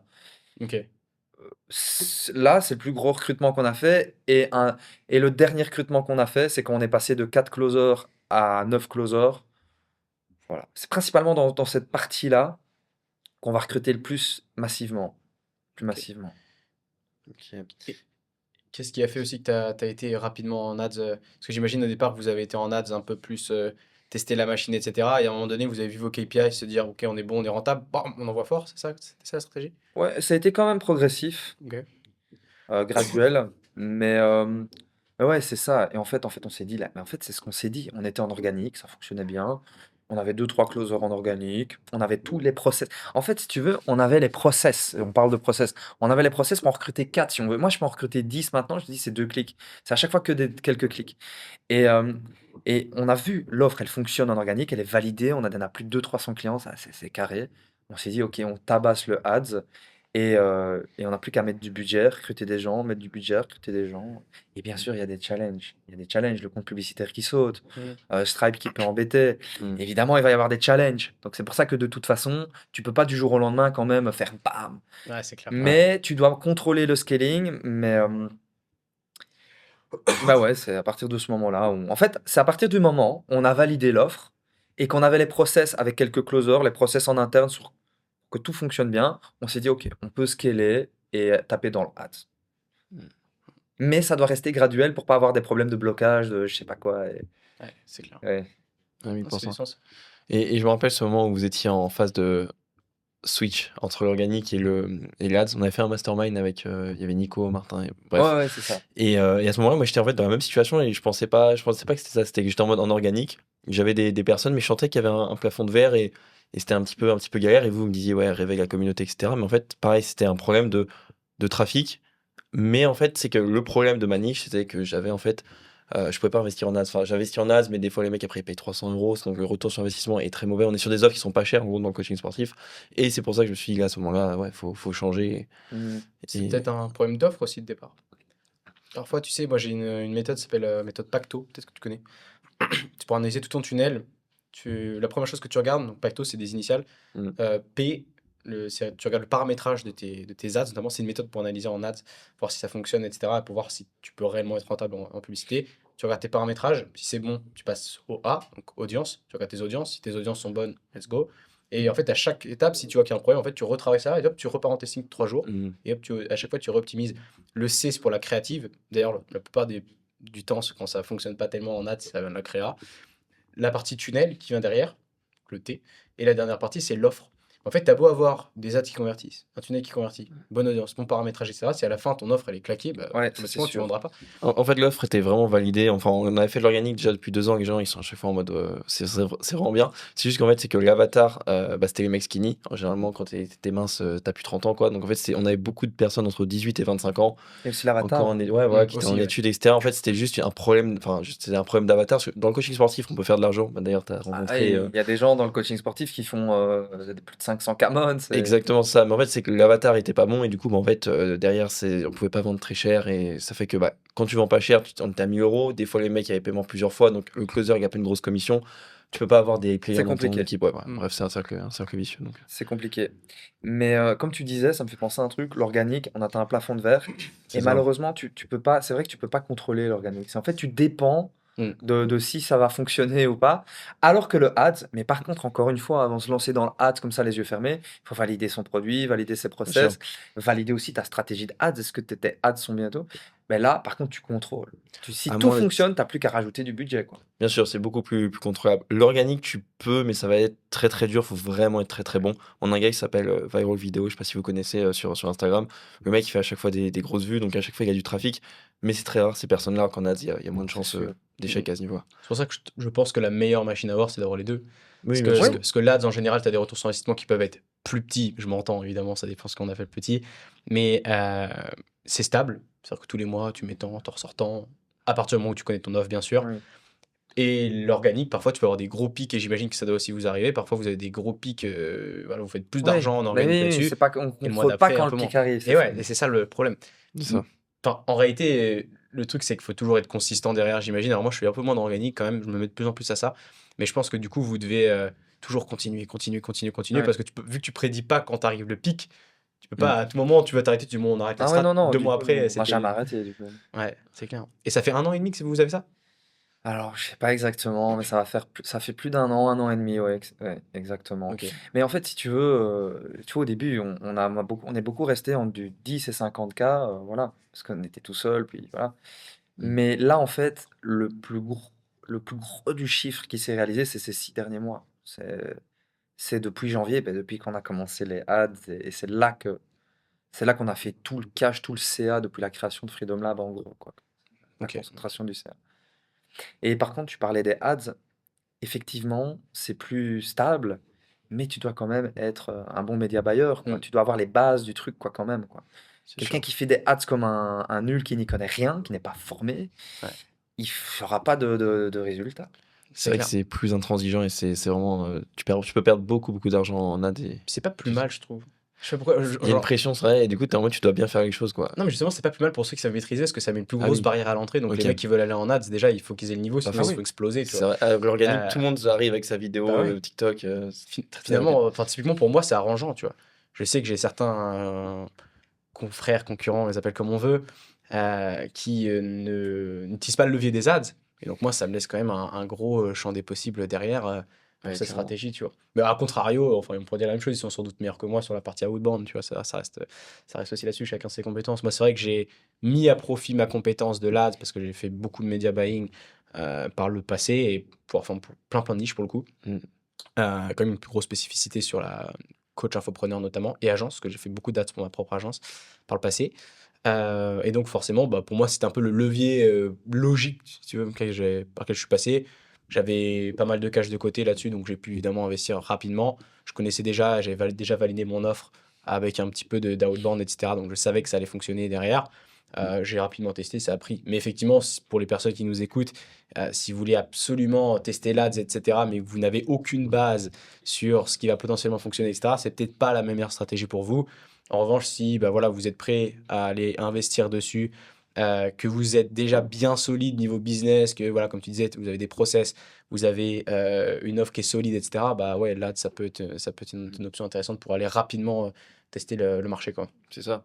Et même c'est encore plus vrai pour les niches où il n'y a pas en fait vraiment ce truc de marketing. Parce que du coup, toi, tu vends comment scaler un business. Donc, il y a plus facilement tes concurrents qui vont aussi faire de l'ads. Mais par exemple, un mec qui vend des cours pour de la guitare ou du piano, généralement, les mecs ils sont tellement passionnés par la guitare qu'ils vont juste faire de l'organique. Ils vont pas se former sur les ads. Et il y a certaines niches où tu peux vraiment tout défoncer parce qu'en fait, t'es bon marketeur et c'est un Ouais. carnage. Exemple, j'avais eu un client, je suis toujours client avec lui d'ailleurs, enfin, je l'ai toujours en tant que client. C'est youtubeur numéro 1 dans la guitare en France. Voilà. Je savais même pas. Ouais, c'est un big gars, super gars en plus, super sympa, hyper accessible. Et lui, il a toujours fait beaucoup d'orgas. Ça fait quand même beaucoup de sous en organique, hein, tu vois. Ok. Je vais pas forcément dévoiler les chiffres parce que je pense pas qu'ils soient OK, surtout pour ce genre de niche-là en général, vous n'aimez pas trop quand ça se sache. Mais derrière aussi toute la partie, comment dire, quand on a lancé des ads, on a fait notamment du webinar là-dessus. C'est trop facile, tu vois. Ouais, C'est trop tu facile. m'étonnes. Tu tapes tes prospects à 1,50 €. Ils ont tous un portefeuille de fou furieux derrière. Enfin, c'est trop simple. Trop simple. De chaque webinar, tu fais du entre x5 et x10 minimum. Le marché, il est infini, puisque tout le monde. Enfin, il y a trop d'angles marketing en plus à faire là-dessus. Et genre de profil, j'aime beaucoup parce que ça sort du make money. Make money, mineur, c'est quand même très concurrent, hein. Genre, quand on est dedans, Ouais. on se rend pas forcément compte. Mais quand Bien tu as sûr. testé d'autres niches où les mecs ils sont unaware à mort, tu vois, ils Ouais. connaissent rien au système que tu es en train de leur mettre en place, etc. Et ils Je sont, savais ils pas ce sont que c'est un fous. appel de closing. Ouais, ouais. Et j'ai déjà fait Ouais, ça, c'est vrai. des webinars en evergreen. Donc le mec est pas là, mais si tu veux, t'as l'impression que c'est un webi, quoi. Ouais. Et je te jure que t'avais des mecs qui envoyaient des messages dans le chat. Oh, merci d'être là et tout. Alors qu'en fait, il y a personne qui était là, quoi. Ça tournait en auto derrière et c'était beaucoup comme ça. Donc, C'est abusé, ouais, ça. hyper intéressant. Moi, j'aime beaucoup les stratégies webinar aussi. Ça, c'est un truc que je kiffe Ok. vraiment bien. Ça permet de récolter beaucoup d'un coup, si t'es bon, évidemment. Ça, j'ai entendu, on fait pas, mais j'ai entendu parler que ça demandait énormément de travail. C'est pas. C'est beaucoup de taf en amont, si tu Ouais, veux. ouais. Par Et contre, quand encore une c'est fois, en faut être place, formé pour faire ça, hein. ouais, forcément. Faut pas faire ça, faut pas se lever et se dire je vais faire un webinaire tout Non, seul. non, Ça marchera pas.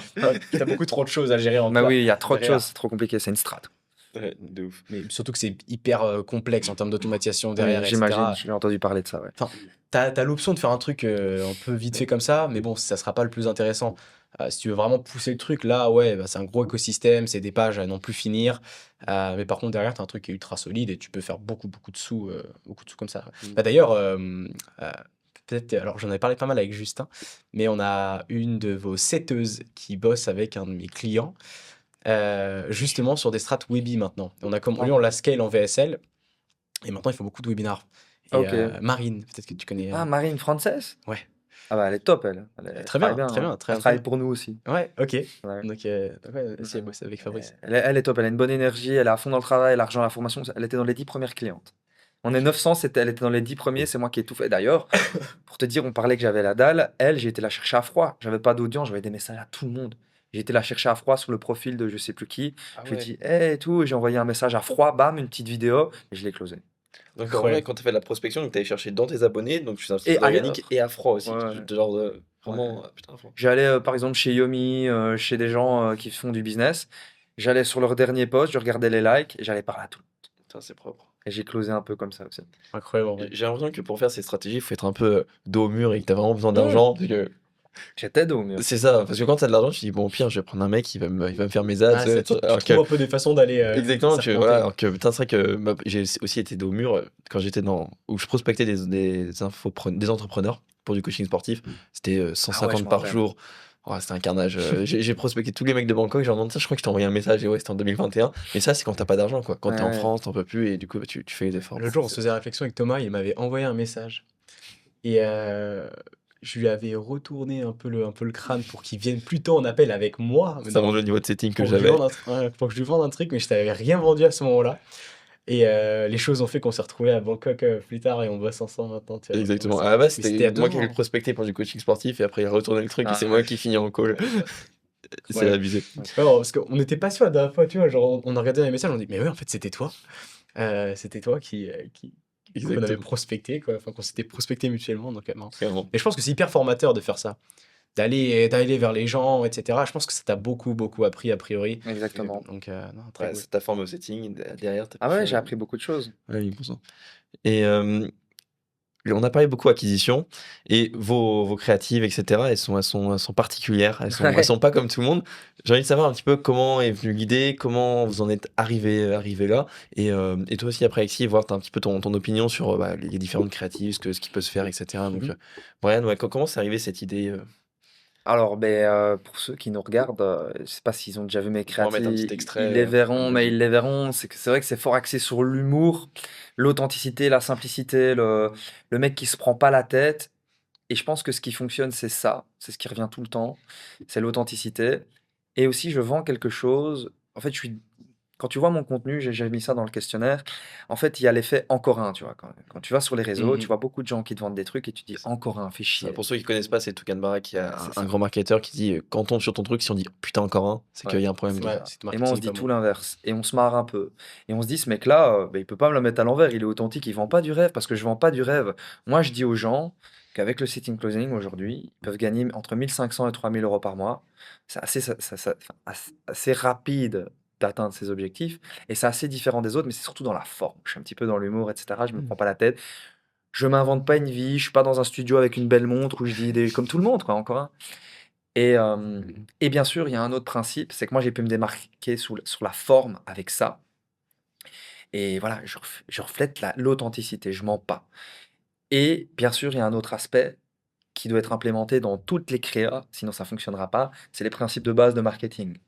C'est avoir un bon hook, mettre un peu d'urgence, mettre de la social proof, mettre un CTA, rediriger vers quelque chose. Et il y a tout la structure, le fil conducteur, les principes de base de marketing qui font qu'une créa va fonctionner. Je le fais tout en ayant une forme décalée et tout en ne vendant absolument pas du rêve. Et ça fonctionne très bien. Mm.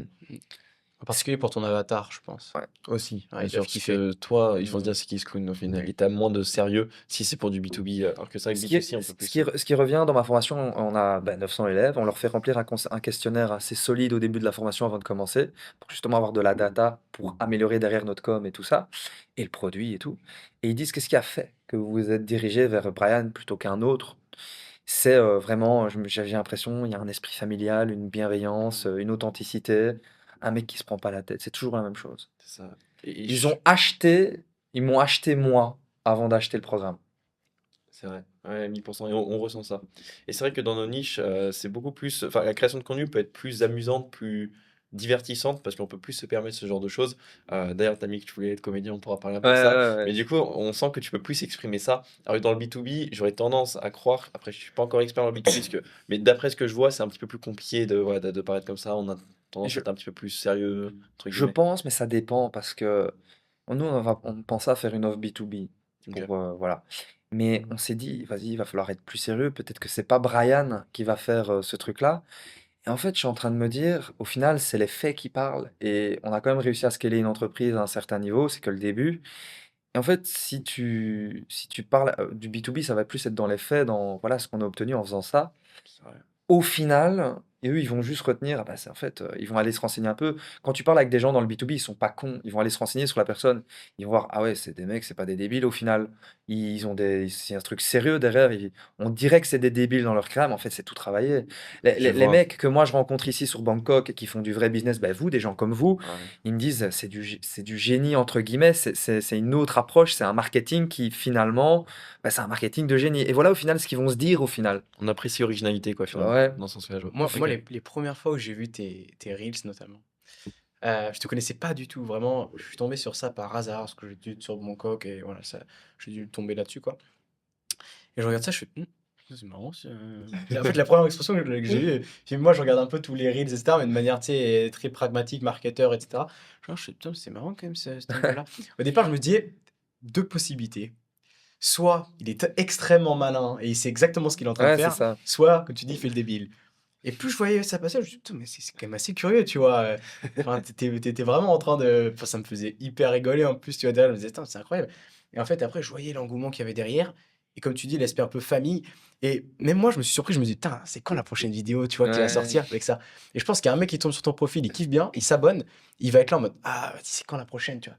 Parce que d'une, ça va le faire marrer. Et en plus, derrière, cet aspect un peu marrant, du coup, où t'expliques des trucs réels, en fait, le mec, il va juste se poser, de se dire, putain, mais en fait, il a raison, ouais, je peux gagner 1500, 3000 euros par mois avec mon tel, tu vois. Ouais, Et là, carrément. là, je pense que c'est là où c'est intéressant, tu vois. Mm.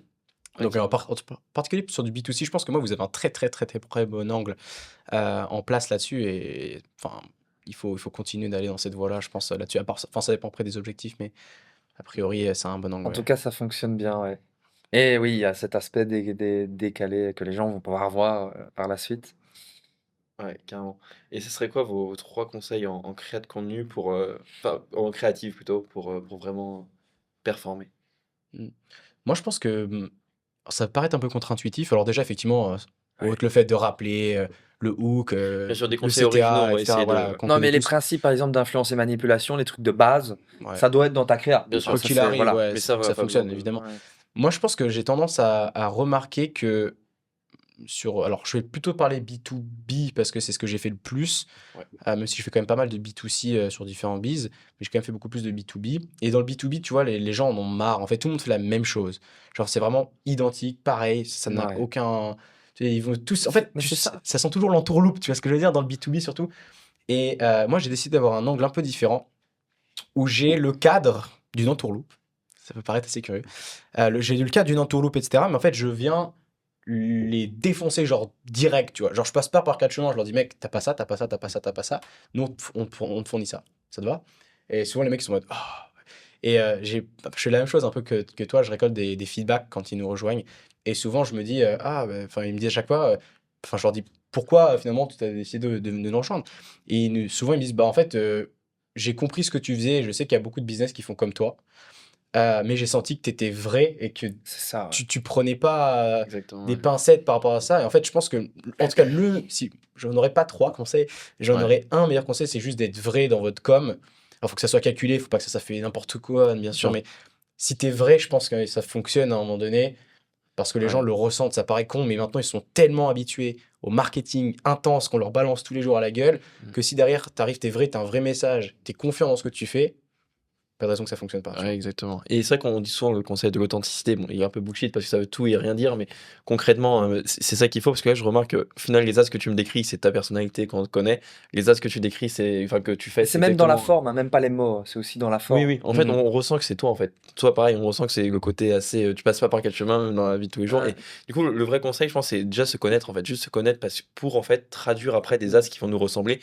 Bien sûr, comme tu l'as dit, il faut que ce soit cadré, il faut pas que ce soit n'importe quoi et que ça va pas dans tous les sens. Et bien sûr, faut qu'il y ait encore les principes Bien sûr, ouais. ouais, de base d'une créative. Mais voilà, vraiment, quand tu arrives à trouver et à extraire cette partie de toi et la faire ressentir aux gens, mais en fait, ils se diront, purée, en fait, c'est différent. Parce qu'en fait, on est tous différents et c'est important. Alors que si tu arrives avec un script tout fait, comme tout le monde, bah, en fait, ça passera pas, quoi. Mais Mhm. c'est pas facile, en fait, ce travail. Ça demande un travail sur soi, ça demande de tester quelle langue, etc. Et récolter aussi des feedbacks de la plupart des gens quand ils rentrent dans vos accompagnements pour voir qu'est-ce qu'ils ont aimé chez vous, quoi. Surtout que c'est un travail long terme. C'est-à-dire que Ouais. tu peux pas être. Enfin, si tu fais 10 créas, tu lances des campagnes avec 10 créas, tu sais pas lesquelles vont fonctionner si tu Bien commences, tu sûr. vois. Donc, le but, c'est d'en faire un maximum et régulièrement pour s'assurer de voir, ah, celle-là intéressante, le message a bien plu. Et dès que tu trouves la créa intéressante, de ce qu'on appelle, si tu double down, donc boum, vraiment tu vas à fond sur ça et tu vois vraiment si oui ou non ça performe quand tu le fais à plus grosse échelle. Et du coup, Mm. nous, c'est personnellement la stratégie qu'on a. On fait par groupe de 10 créas. En général, on change environ toutes les 3 semaines. Mm. 10 créas, on extrait les plus performantes. En général, on en sort 2 à 3 vraiment, vraiment performantes. On double down sur celle-ci. Donc, en fait, les Ouais. 10 qui vont suivre ce modèle-là. Ce qui fait qu'en fait, plus on change, plus on arrive sur un message qui est précis, où l'audience parle. Et maintenant, typiquement, je connais les mots qui font que les personnes passent à l'action avec moi. Ouais. Je connais Ouais. les mots qui me disent. Et puis, ils me les répètent, tu vois, ils me les Ouais. répètent tout le temps les mêmes mots. Ouais, je vois. Et moi, je dirais quand même un conseil qu'on dit peu, c'est que si on se lance dans le make money B2C, c'est juste un conseil, j'éviterais d'axer mon discours sur le luxe et Ouais. sur les On a trop voitures, vu. les trucs. Parce qu'en fait, le truc, c'est que en B2B, peut-être que les mecs, ils veulent scale, ils recherchent vraiment un niveau de vie où ils veulent avoir un peu.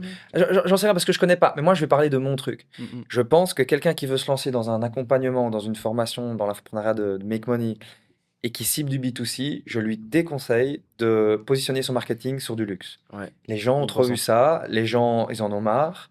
Ils se disent encore un, ce mec-là, c'est un connard, il me fait chier. Et on sous-estime en fait le revenu que les gens veulent. Juste 5K, des fois, ça Ouais, leur mais suffit. c'est Et ça. quand tu leur dis, ouais, Et 15, même 20, 5K, enfin, moi je parle du B2C, le mec qui est chez lui là en France, qui a jamais rien fait de sa vie et qui commence.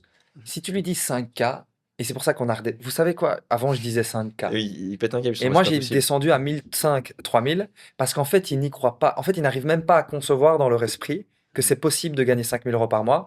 Et s'ils n'arrivent pas à y croire, ils vont pas aller plus loin. Donc moi, je me leur mets en tête un truc en quoi ils peuvent croire. Ouais. Et donc, ils vont pouvoir l'obtenir. Et j'ai redescendu mon discours à 1500, 3000. Et maintenant, on se positionne à 1500, 3000. Ouais, Et clairement. on leur vend, vous allez gagner 1500, 3000. Mm. Si vous êtes vraiment chaud, 3000. Et là, ça marche mieux. Ouais, parce qu'en France, c'est qui gagne 3000? C'est un mec qui Ouais, a fait des c'est le bonnes mec qui a un études. peu réussi, quoi. Alors, le plombier, C'est voilà, fou quand je on y nigre pense. rien, mais ouais, le mec qui va être plombier ou qui a pas fait d'études, il va être en mode, bah, c'est pas possible, comment moi je peux faire ça? Alors que Alors- 1500, 3000, en mode, Alors que, c'est plus accessible. évidemment, dans ma formation, j'ai des gens qui font 5000. Alors, quelqu'un qui fait des 20 000 en closing, c'est possible. Je pense pas que ce soit la norme. Je vais jamais vendre ça. C'est Ouais. pas vrai. C'est des mecs, un closer qui gagne, voilà. C'est possible, mais c'est pas la norme. Mm. Mais la norme des 5000 par mois, je vois ça tous les jours. Mais je le dis pas dans mon discours parce que les gens n'y croient pas. Limite s'en rendre compte par eux-mêmes et c'est peut-être encore plus satisfaisant. je Ouais, trouve. c'est ça. Ouais. Oh, bah, parfois, je lâche des témoignages. Moi, je leur dis, vous allez gagner 1005, c'est sûr. Mais parfois, il y a des témoignages où je mets dans des stories des gens qui gagnent 5000. Mais moi, je le vends pas comme ça. Il y en a qui réussissent, je l'affiche, mais je leur dis pas que vous allez gagner ça. Ils y croient pas. Surtout, je trouve maintenant le marketing basé sur le luxe est trop mal fait. Je sais pas ce que vous en pensez, mais je trouve que ça devient On peut ridicule. faire un starter pack, le mec à Dubaï, en banquise. Ouais, Mais dans c'est ça marche plus. Avant, Ça marche plus, ouais. à l'époque enfin, quand Yomi axait beaucoup son discours comme ça marchait très bien parce qu'il mettait vraiment tout en place pour que ça puisse, enfin, que le discours soit intéressant comme ça, tu vois. Maintenant, les mecs, ils s'essaient un peu à ça. Ils vont te sortir la plus grosse STO qu'ils peuvent, la Rolex louée pour la journée et Le faux jet. et les mocassins, je ne sais quelle marque, tu vois. Et en fait, tu vois que le mec, c'est un rigolo, tu vois. Genre, jamais dans la vie réelle, il s'habille comme ça. Ouais. Et donc, enfin, tu vois, ça paraît fake. Et c'est justement le fait que ça fasse fake qui rend la Ouais, chose c'est toxique. ça le problème. Et moi, du coup, j'en joue. Moi, je le fais mais avec le ton de l'humour. Ouais, Parfois, j'ai des liasses de billets, mais tu vois que c'est des faux billets Lazada. Ouais, C'est des faux billets, ceux que j'achète sur AliExpress. Et j'ai des pistolets à billets. Et en fait, j'en joue, mais avec de l'humour et les gens le comprennent. Les gens le comprennent que je rigole de ça parce que je fais sous-entendre par là avec mon humour que c'est pas possible. Et que, voilà. Et par contre, ce qui est possible, c'est ce que je vous propose. Et le français, il aime bien ça, qu'on se moque du Ouais, gars qui ouais. est riche, parce que même dans les commentaires, quand tu vois en dessous les gars C'est qui font du vrai mec. Enfin, Le eux contre nous. Très, très puissant en marketing, ça. Et il y a beaucoup de mecs qui se positionnent comme ça aux US. De plus en plus, j'ai l'impression que c'est la tendance. Les mecs, ils font exprès de paraître très normal, alors qu'en réalité, les mecs sont ultra blindés, oui, tu ouais. vois. Pour que justement, ça fasse un énorme contraste avec tous les autres Exactement. concurrents qui, eux, se C'est ça. positionnent le gros GT3, enfin, tu vois, ce genre de choses, tu vois. C'est non ça, je vois. Et il y a souvent des influenceurs aussi qui ont essayé de faire ça. Ça n'a pas marché parce qu'on sait très bien que, bah, en fait, ils ont beaucoup d'argent. Et je crois que c'était Kanye West et Kim Kardashian. À un moment, ils avaient pris une photo dans une petite cuisine américaine avec leurs enfants et tout le monde était en mode, enfin, ça fait un scandale parce que tout le monde sait qu'ils sont blindés à la mort. Donc, effectivement, ça peut marcher ce truc authenticité, mais au bout d'un moment, bon, les gens ils savent que tu as de l'argent. C'est Yomi s'il faisait ça, au bout d'un moment, bon, mec, tu fais quoi? Ouais, c'est Mais clair. oui, bien sûr, l'authenticité, en fait, on veut sentir que les gens ils sont un peu comme nous parce que, en fait, voir un mec qui a réussi, ça nous fait nous sentir mal parce qu'on se dit, putain, lui il a réussi, moi j'ai pas réussi, etc. Ouais. Et on va voir critiquer. Alors que si, ouais, c'est comme quand on voit un mec avec une belle fille, les mecs qui savent pas draguer, ils seront en mode, ouais, mais enfin, ils vont trouver des excuses, il est moche, Ouais. il est ci, il est ça, parce qu'ils ont pas accès à ça. Et alors que quand on est, enfin, en fait, c'est que ça nous fait moins mal de voir une personne qui est en mode authentique, qui est simple, etc. Et d'ailleurs, je l'ai vu au niveau des Jeux Olympiques, dès qu'il y a un athlète qui a gagné des médailles, qui est fier de lui, en fait, les gens ils commencent à critiquer parce que Ouais. le gars il a accédé à quelque chose qu'ils n'ont pas. Alors que quand le gars il est humble, il est un peu timide. D'ailleurs, c'est pour ça que bon, je vais dans un grand débat, mais les athlètes qui sont un petit peu plus réservés, etc., on les aime plus parce qu'ils nous font moins nous C'est sentir ça, mal. c'est sûr. Après, Sur- c'est sur- très français, je trouve. C'est très français, bien sûr. Ah oui, c'est français, mais bon, après là, on attaque, nous, on attaque le marché français. Donc il faut Mhm. s'adapter. On doit s'adapter à ce marché qui est C'est difficile l'avatar. et donc ça va être plus facile par la suite peut-être d'aller ailleurs. Tu crées tous tes process ici, tu valides ton offre et tout. C'est Exactement. difficile de séduire un Français. Après, bah, tu C'est vrai vas. que j'ai vu que vous comptiez partir Ouais, aux ouais. US. Tiens, toi, Alexis, aussi, je te poserai la question après. Est-ce que Ouais. vous comptez partir aux US un jour? Est-ce que vous... Mais allez, C'est vrai. let's go, vas-y, dis-nous. C'est une bonne question. Pour l'instant, je me la pose pas vraiment, pour être honnête, parce que j'ai autre chose à faire et je pense que j'ai déjà beaucoup à Ouais, faire y a en beaucoup France, à tu faire vois, ici, oui. bien sûr. Peut-être à l'avenir, j'en sais trop rien. J'ai déjà eu des expériences, entre guillemets, marché canadien, pas mal. C'est un marché que j'aime beaucoup. Canadien français ou... Canadien francophone, ouais. Ok. Parce Ouais. qu'ils ont pas du tout la même mentalité. Ah oui, ça marche, c'est mieux. Ouais. Ouais. Ils ont pas du tout les mêmes moyens aussi, c'est une chose, c'est vrai. C'est pas les mêmes tailles de business. Et moi, ce qui me fait vraiment kiffer, c'est les business qui sont déjà bien en place. Tu vois, on leur rajoute 50K, etc. Je faisais beaucoup ça en Done for You. C'est le truc que je kiffais le plus, tu vois, tu verras au travail et tout ce qu'ils ont dans leur business là-dessus. Et ça, c'est un truc qui me plaît beaucoup, marché canadien francophone. Par la suite aussi, je me vois bien d'ici peut-être 10-15 ans, tu vois, j'en sais rien. C'est toujours compliqué de dire ça, mais c'est sûr. après, dans 10-15 ans, j'aurai 30 ans, tu vois. J'ai encore un peu de temps. Mais moi, je me vois bien typiquement aux US ou au Canada. Par la suite, c'est un Ouais. pays que j'aime. Enfin, les US, c'est un pays que j'aime beaucoup. Parce que j'ai déjà été, je kiffe bien. Et puis, bah, forcément, je connais bien la culture là-bas, si je peux dire ça comme ça. Et c'est un marché que j'aime beaucoup. Mais ouais, la priorité, ça serait peut-être le marché canadien francophone parce il y a beaucoup de choses à construire là-bas. Il y a des mecs très en place aussi. Ok. Mais ceux qui, en général, recherchent l'information, bizarrement, ils vont pas en France. Parce que forcément, on est en retard, tu vois, sur Ouais. plein de choses. Mais du coup, ils vont automatiquement vers des formations ou des agences sur le marché américain la plupart du temps. Ouais. Alors qu'en fait, ils pourraient avoir un acteur francophone sur place. Je pense qu'il y a des Ok. trucs très cool à aller chercher là-bas. J'ai vu 2-3 gars qui se positionnent bien comme ça et ça fait vraiment des sous forts, tu vois. Intéressant. Donc, Il n'est pas limité le marché chez les francophones au Canada. c'est quand Où même il y a beaucoup de monde, assez... Il y a ouais. beaucoup de monde, ok, je sais pas, il y en a quand Et même. puis surtout que la transition, je dirais, vers un marché plus international et aller taper sur le marché américain notamment, est beaucoup plus simple si tu es implanté déjà au Ouais, Canada. il y a cette culture, il y a ce... Parce qu'en fait, déjà, tu t'adresses à des gens qui ont déjà la même mentalité, quasiment, à quelque chose près, même s'il y a quand même des différences entre le Canada et les États-Unis. Ok. Mais ils ont quand même plus la même culture. Typiquement, souvent, les Canadiens francophones ont plus la culture ricaine que française, typiquement. Mhm. Ça se vérifie assez facilement. Ouais. Et je pense qu'après, pour attaquer le marché anglophone en Amérique du Nord, c'est quand même plus intéressant, je trouve, parce que tu as déjà des personnes qui... souvent, les Canadiens francophones, ils parlent aussi anglais pour la plupart. Ouais. Et donc, c'est plus facile, je trouve, d'aller attaquer là-dessus. Tu as des case studies qui sont plus intéressantes.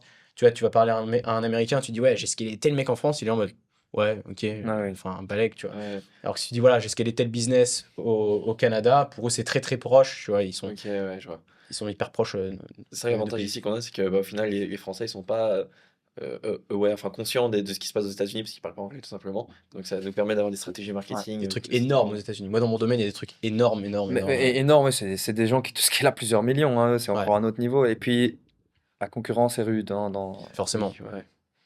Et du coup, pour toi, Brian, Et nous, au c'est niveau des pareil. US? On va d'abord, évidemment, défoncer le marché français parce qu'en fait, on peut littéralement faire déjà des millions par mois juste en France. Ouais, quoi. c'est Yomi, il le fait. Enfin, tu vois, je veux dire, il n'a pas que de la vente de formation, mais je veux dire, on peut déjà faire beaucoup sur le Ouais. marché francophone. Dans un second moyen court terme, on irait bien au Canada, au Québec, ouais, on en parle pas mal parce qu'on connaît aussi des infopreneurs qui l'ont fait. Il y a vraiment de quoi faire. Et puis, c'est vrai qu'on a déjà parlé plusieurs fois après de dupliquer nos process à tout ce qui est States. Mais bon, ça, c'est vraiment du long terme. Hein. C'est un truc, on en a parlé, mais on prévoit pas du tout de stratégie pour le moment. Ok, j'ai une dans l'idée, enfin dans la tête. Mais... C'est par la suite, quoi. Ouais. Mais parce qu'en fait, on a une ambition quand même de plusieurs millions par mois. Donc, il y a un moment donné, il va falloir aller ailleurs. Ouais, clairement. 1000%. Après, le gros avantage quand même du B2C, c'est que ton audience, elle est hyper large. Et c'est pour ça qu'il y a beaucoup de choses à faire là-dessus. Moi, c'est complexe, tu vois. Il y a un moment donné, je suis limité, quoi qu'il arrive. Donc, Ouais. après, moi, j'ai plus une stratégie, en tout cas, moi, c'est ce que je préfère, d'upsell constant. Ah, ok, oui. C'est-à-dire que quand mon client arrive à la fin de cycle, je leur propose un truc par la suite. Tu vois. Oui, c'est ça, ouais. Ce qui fait que Intéressant. j'augmente grave la LTV derrière du gars sans avoir besoin de trouver de nouveaux clients. Et Ouais. vu que coûts par acquisition sont quand même un petit peu plus chers sur le B2B, même si ça dépend. euh, En tout cas, c'est la stratégie que je mets Ouais, en place actuellement, tu vois, c'est qui peut être intéressante. Ouais, à 1000%. c'est très bien. J'aimerais qu'on aborde un petit sujet qu'on n'a jamais abordé, que même en privé, c'est à propos de l'IA. Est-ce que vous pensez que l'IA pourrait, Brian, t'es dans le setting closing, remplacer les setters closers et que tu te retrouves sans rien? Et toi, après, ici, comment enfin, on verra par rapport à ton business. Alors, je sais que moi, ce que je dis souvent, parce que vous vous doutez, c'est une objection qui vient en appel. Ah ouais, oui. Quelqu'un qui dit oui, mais ça peut se faire remplacer par l'IA.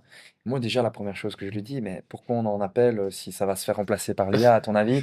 Tu m'as dit au début de l'appel que, enfin, moi, je fais plus du closing, mais tu m'as dit que si tu es ici aujourd'hui, c'est parce que tu m'as trouvé authentique, tu m'as trouvé humain, euh, tu m'as vu et tu t'es dit, ce mec-là, il peut pas me la mettre à l'envers.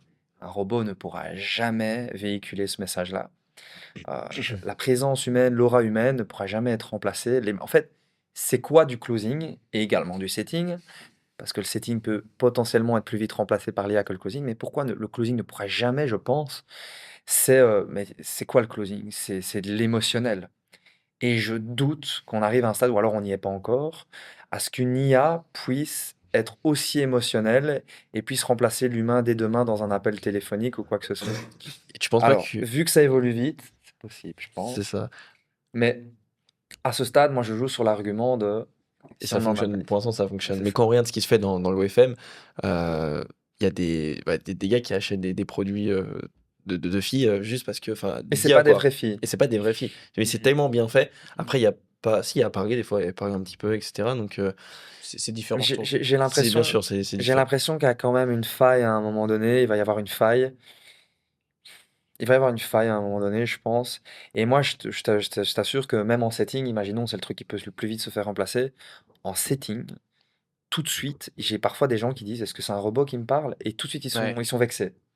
Si la personne se rend compte, parce que parfois, évidemment, on a un script et on envoie des messages parfois préenregistrés, mais qu'on adapte au prospect. Le but, c'est de personnaliser l'échange. Mais tout de suite, est-ce que c'est Brian ou est-ce que c'est un robot qui parle et ils sont vexés, tu vois. Mhm. Et je sais pas, j'ai l'impression que, et surtout si tu vends du high ticket, etc., j'ai l'impression qu'on n'est pas encore à un stade où tu peux vendre des offres high ticket à des gens avec juste un robot, tu vois. Et je sais qu'il y a des infopreneurs qui vendent des offres à travers un simple tunnel de vente, ils n'ont même pas de pole closing. Mais je pense que, et moi je le vois au fur et à mesure d'avoir des appels de closing, on a eu des centaines et des centaines d'appels de closing. Mhm. L'humain, et surtout sur le marché francophone en tout cas, il a besoin d'avoir un contact. Le pôle closing est super important. Il a besoin d'avoir un humain. Et je sais pas, je vois mal le truc que ce soit un robot Et si pour on le arrive moment. avec une IA qui ressemble à ton Mais closer, oui, genre, c'est vous ça, avez cloné votre closer, il parle comme mais lui, j'arrive même pas à y voix. croire en fait pour le Ok, moment. ouais, non, Mhm. mais Et 1000%. si ça arrive, on verra à ce moment-là. Hmm. À mon avis, on trouvera un moyen de se On démarquer s'adaptera autrement. de toute façon à chaque fois. On Bien sûr. s'adaptera, on Bien sûr. Ouais, s'adaptera. non. On créera une offre où on branche des IA comme closer, c'est tout. Oui, 1000%. Grave. Mais alors moi, j'ai testé justement les setters IA. Ok. J'ai testé pas mal de choses, j'ai vu ça sur pas mal de bises, etc. Pour l'instant, ça pue la merde. Il Ouais. faut faire les choses. Pour l'instant, c'est naze, c'est pas du tout mis en place, etc. D'un point de vue RGPD aussi, c'est très très compliqué. Ils Ouais. ne laisseront jamais passer ça en Europe, ça je peux vous le garantir. Parce au vu de ce que tu peux demander, etc., si tout est fait de manière robotisée, c'est mort. Ok. Genre, déjà, rien que la complexité, rien que sur un numéro de téléphone en France, si vous avez mis un peu les mains dedans, etc., t'as pas vraiment le droit d'envoyer des messages automatisés via SMS, Ouais, tu via peux pas. les RGPD, c'est très très compliqué. Ok. Même les emails, hein, la réalité c'est qu'on regarde tous sur tous nos business, il y a forcément un truc qui peut se trouver. Donc je pense qu'en fait ils vont juste mettre des régulations par rapport à ça pour éviter que ça arrive. Du moins j'ai du mal à y croire que ça peut être mis en place. En Amérique du Nord ça commence à s'implémenter, mais je trouve encore ça très primaire, si je peux dire ça comme ça. Ouais. Ouais, cette heure IA, moi j'y crois moyen pour le moment. Après c'est comme tu dis Brian, les gens s'adapteront au fur et à mesure. Ouais. Et dans tous les cas, je pense pas qu'en Europe, ils laisseront passer ça de cette manière-là. Et après, sur moi, mon domaine, intelligence artificielle, je pense que ça nous aide plus qu'autre chose, en fait. Aller plus vite, pas Bah, vraiment ça faire dépend ça. sur quelle partie. Paul vante, je pense que ça. Enfin, personnellement, si je devais dire personnellement, c'est pas très intéressant d'avoir des personnes, enfin, de mettre tout robotisé derrière parce que les gens, veulent, comme tu dis, veulent de l'humain et ils veulent avoir un vrai contact, ils les comprennent, etc., Mm. pour pouvoir passer à l'action ou non Même de cette dégrabilité matière. un petit peu. Je sais que si j'ai un call avec un robot, ça me fait chier. Tu vois, des fois, j'ai envie d'avoir le côté, par exemple, dans ton accompagnement, je suis content Mm. d'avoir toi ou Issam qui arrive. Alors Ouais. que si j'ai un vieux robot là en face de moi, ça me fait vraiment Je chier. pense que ça aide sur toutes les tâches chronophages qui nécessitent pas de réflexion, tu vois. Bien sûr. Genre, Ouais, c'est ça. pour moi, l'IA, elle est intéressante quand tu l'utilises sur des trucs qui vont juste te permettre d'aller plus vite. Je sais pas, de la structuration, sortir Ouais, des process spécifiques, ce genre de choses. Ouais, moi, j'y vois d'un bon œil l'aspect IA, mais sur tout ce qui nécessite un échange one-one, c'est ça. C'est plus bah voilà, compliqué. le robot va Mais peut-être jouer son rôle à un moment donné, mais en tout cas, moi, j'ai pas envie d'implémenter ce truc-là. Et puis, Ouais. ça me fait penser que moi, j'utilise un argument, c'est que quand on me dit ça, je dis c'est génial que tu me poses la question parce que je pense vraiment que le setting closing ou la vente, c'est le dernier truc qui va se faire remplacer par l'IA. Ouais. Et je mets en parallèle les autres business dans lesquels potentiellement ils peuvent se lancer.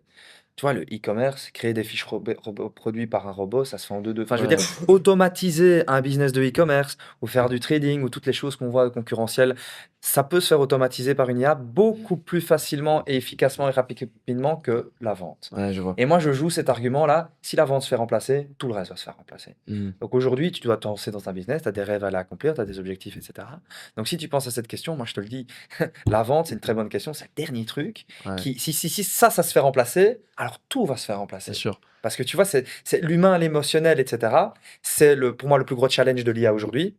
Et ce que je vends, c'est de l'humain, de l'émotionnel. Et donc, Et par rapport à ça, j'ai un pote qui est très très bon dans ChatGPT, enfin il l'utilise beaucoup. ouais, c'est top. Et du coup, des fois, quand il a un problème, il va parler à l'IA pour avoir des questions. Et c'est un peu comme la confidente, un peu la psy. Ah Et ouais, il m'a dit que des fois, il oublie que c'est une IA et il a l'impression que c'est vraiment une personne qui lui parle. c'est dingue Même lui ça. qui a ce niveau de conscience. Donc mm.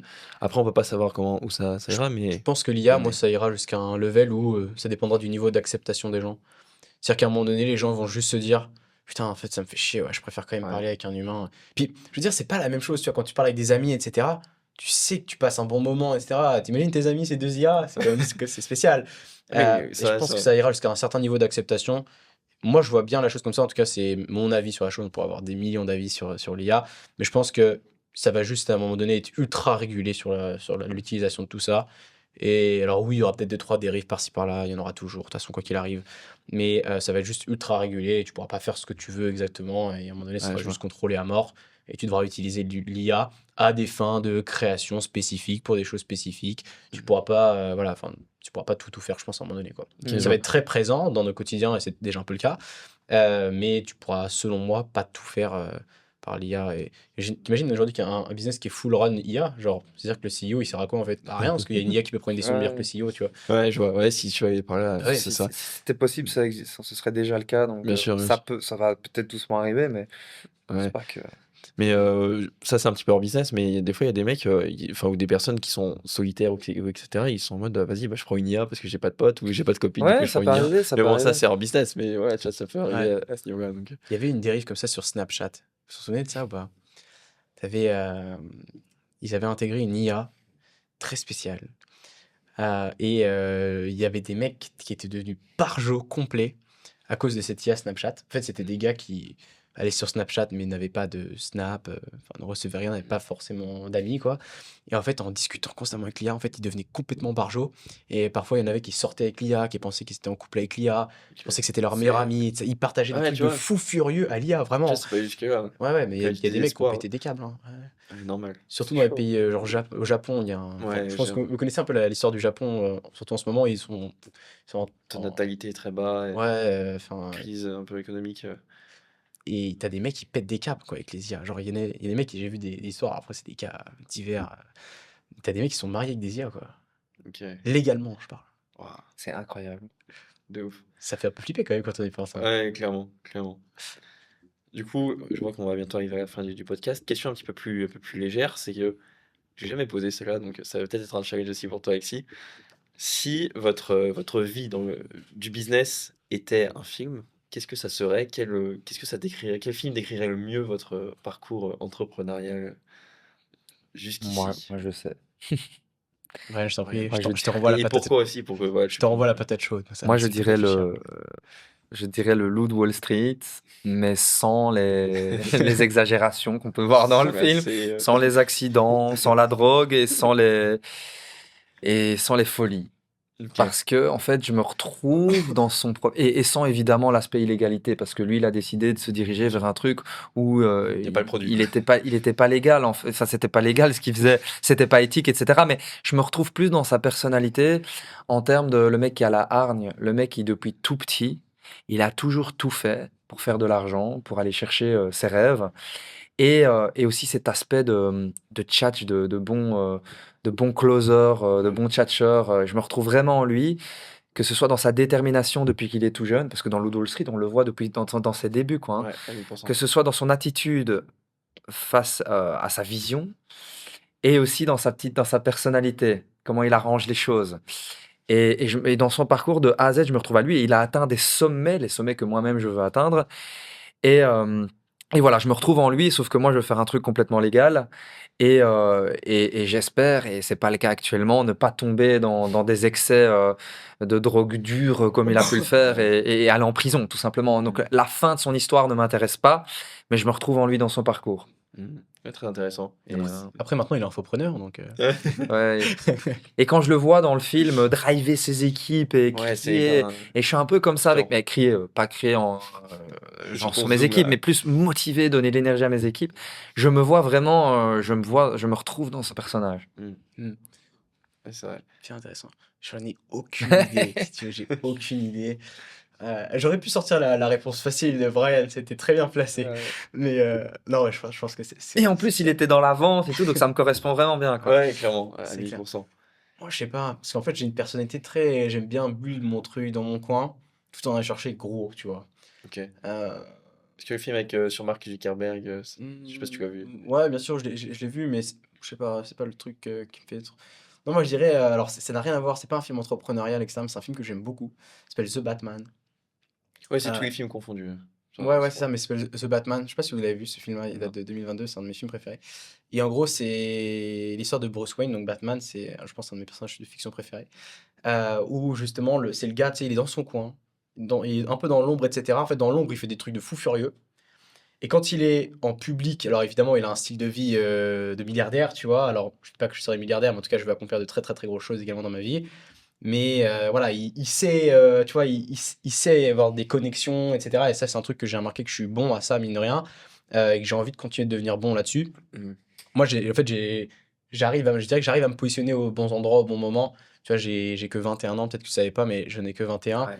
Et j'arrive à me positionner un peu au bon moment. J'ai toujours su un peu me mettre là où il fallait que je me mette, tu vois. Ouais. J'arrive à bien positionner mon échiquier, si je peux dire ça comme ça. Et derrière, ça me permet un peu d'aller au bon endroit là-dessus. Donc ouais, The Batman, je pense que le mec en public, il sait y faire. Mais par contre, derrière, quand il est dans l'ombre, Il charbonne. ouais, il charbonne, il fait des trucs sympas, quoi, tu vois. Donc voilà un petit peu sur ça. Ok, super. Ouais, c'est parfait. Je pense qu'on est tout bon. Je pense qu'on est tout bon. Est-ce que Brian, un petit mot de la fin pour clôturer ce podcast et un petit mot de la fin ou un conseil original? Et moi, je recommande, comme on l'a dit durant ce podcast, donc c'est des personnes qui potentiellement, moi je parlais aux personnes qui ont déjà quelque chose en place, et je l'ai mis, je pense, dans le questionnaire, on en a discuté, etc. C'est d'être toujours dans l'action et pas la surréflexion. Parce que je vois souvent des entrepreneurs qui se disent, je dois faire ça, ça, je réfléchis, etc. Je passe pas trop à l'action.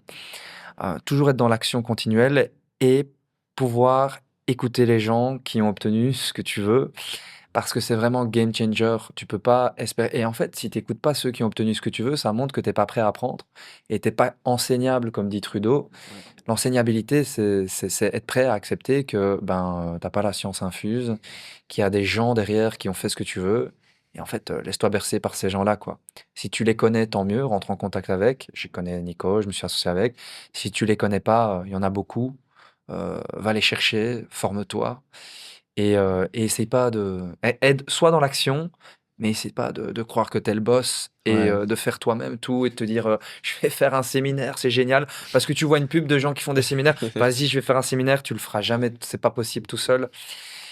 Fais les choses, mais correctement. Renseigne-toi, forme-toi. Et c'est tout.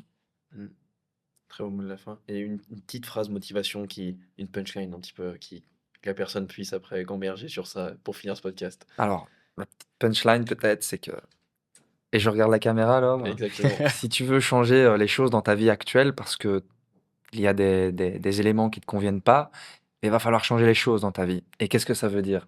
C'est que si tous les jours tu répètes si aujourd'hui tu es dans une situation où tu n'as pas les résultats que tu veux, mais que tu répètes à faire la même chose, que tu sais, on en avait parlé aussi et cetera. À un moment, tu étais bloqué dans ta niche et cetera, mais tu continues à faire des vidéos et Exactement. cetera. Et si tu continues à faire ça, tu peux pas espérer avoir des résultats différents. Donc il va falloir que tu changes certaines choses, certaines actions et que tu arrêtes absolument ce que tu fais et que tu changes d'action. Mmh. C'est une phrase un peu Trudeau. C'est bien en fait, c'est simple, mais en fait la Ouais. plupart des gens stagnent au final, ils continuent à faire Parce qu'en fait, la plupart des gens continuent à répéter le même schéma tous les jours. C'est comme les gens qui ne sont pas satisfaits de leur vie actuelle, les gens qui travaillent dans la vie classique, les gens avec qui j'ai été diplômé, qui travaillent dans un taf qui ne leur correspond pas, qu'ils n'aiment pas. Ils disent: «Je veux faire comme toi, je veux être entrepreneur». Mais pourquoi tous les jours tu fais la même journée, tu te réveilles, tu vas au même taf, tu rentres, tu vois la même personne, mais tu pas de dire que tu veux changer. Mais ça fait 2 ans que tu es en train de faire la même chose. Et en fait, les gens peuvent rester littéralement des années dans une situation de stagnation parce qu'en fait, ils n'ont pas compris qu'il va falloir faire quelque chose de différent, tu vois? 1000%. Donc, Ça fait du sens. Je pense Mais non, qu'on mais c'est une phrase assez débile au final, mais c'est vrai, tu des fois vois? c'est basique, mais c'est ce qu'il c'est faut. basique, mais personne ne le fait. Ouais, Donc, clairement. Ouais. Tu sais, c'est fait comme que bien dormir, c'est ouais, basique, grave. mais c'est C'est grave ça. Mais de toute façon, moi, j'ai tendance à croire que tout est dans les bases. On va arrêter le podcast là dans quelques minutes, mais je pense que tout est dans les bases. Et aujourd'hui, si tu as de bonnes bases, derrière, tu as juste besoin de rajouter des petits éléments par-ci par-là, Mmh. et tu peux très très vite changer ta vie. C'est ça. Et Mmh. si tu arrives pas, c'est que les bases sont mal maîtrisées ou il y a un truc, Exactement, exactement. Et voilà. Voilà, Je pense qu'on a c'est fait fini. le tour du Parfait. podcast. Ouais, Merci c'était Brian d'être venu Avec dans plaisir. dans un le plaisir, podcast. de C'était un grand t'avoir. plaisir. Un plaisir d'être avec vous. Et puis, on se retrouve sur un prochain podcast. Exactement. Thomas, merci d'avoir animé également ce podcast. En tout De cas, je rien, vous souhaite avec plaisir. très belle journée. À très vite en fonction de quand vous regardez ce podcast. Brian, un petit mot juste sur où est-ce qu'on peut te retrouver sur les Ouais. réseaux, etc. Je sais pas, vous mettrez peut-être ça en dessous de la description, mais peut-être, le plus judicieux, ce serait mon Instagram, ce serait une bonne chose et également sur, Google, vous mettez Brian Van de Waal Freedom Lab, vous allez tomber principalement sur les pages, d'avis clients, peut-être pas intéressant pour tout le monde, mais en tout cas sur des podcasts moi-même YouTube que je fais, c'est le plus important et Instagram. Donc je dirais YouTube, Instagram. Ok. Sûr. N'hésitez pas à aller commenter cette vidéo, nous dire un peu ce que vous en Exactement. avez pensé. Je suis assez curieux de voir ce que vous pensez de Brian. Ouais, Dites-nous tout ça en commentaire, likez la vidéo, partagez-la à vos potes si ça vous exactement. chauffe. Et puis on se retrouve directement dans un prochain podcast. Merci les Clairement. gars, et puis à Voilà, très vite. merci à vous. Très vite. Ciao. Ciao.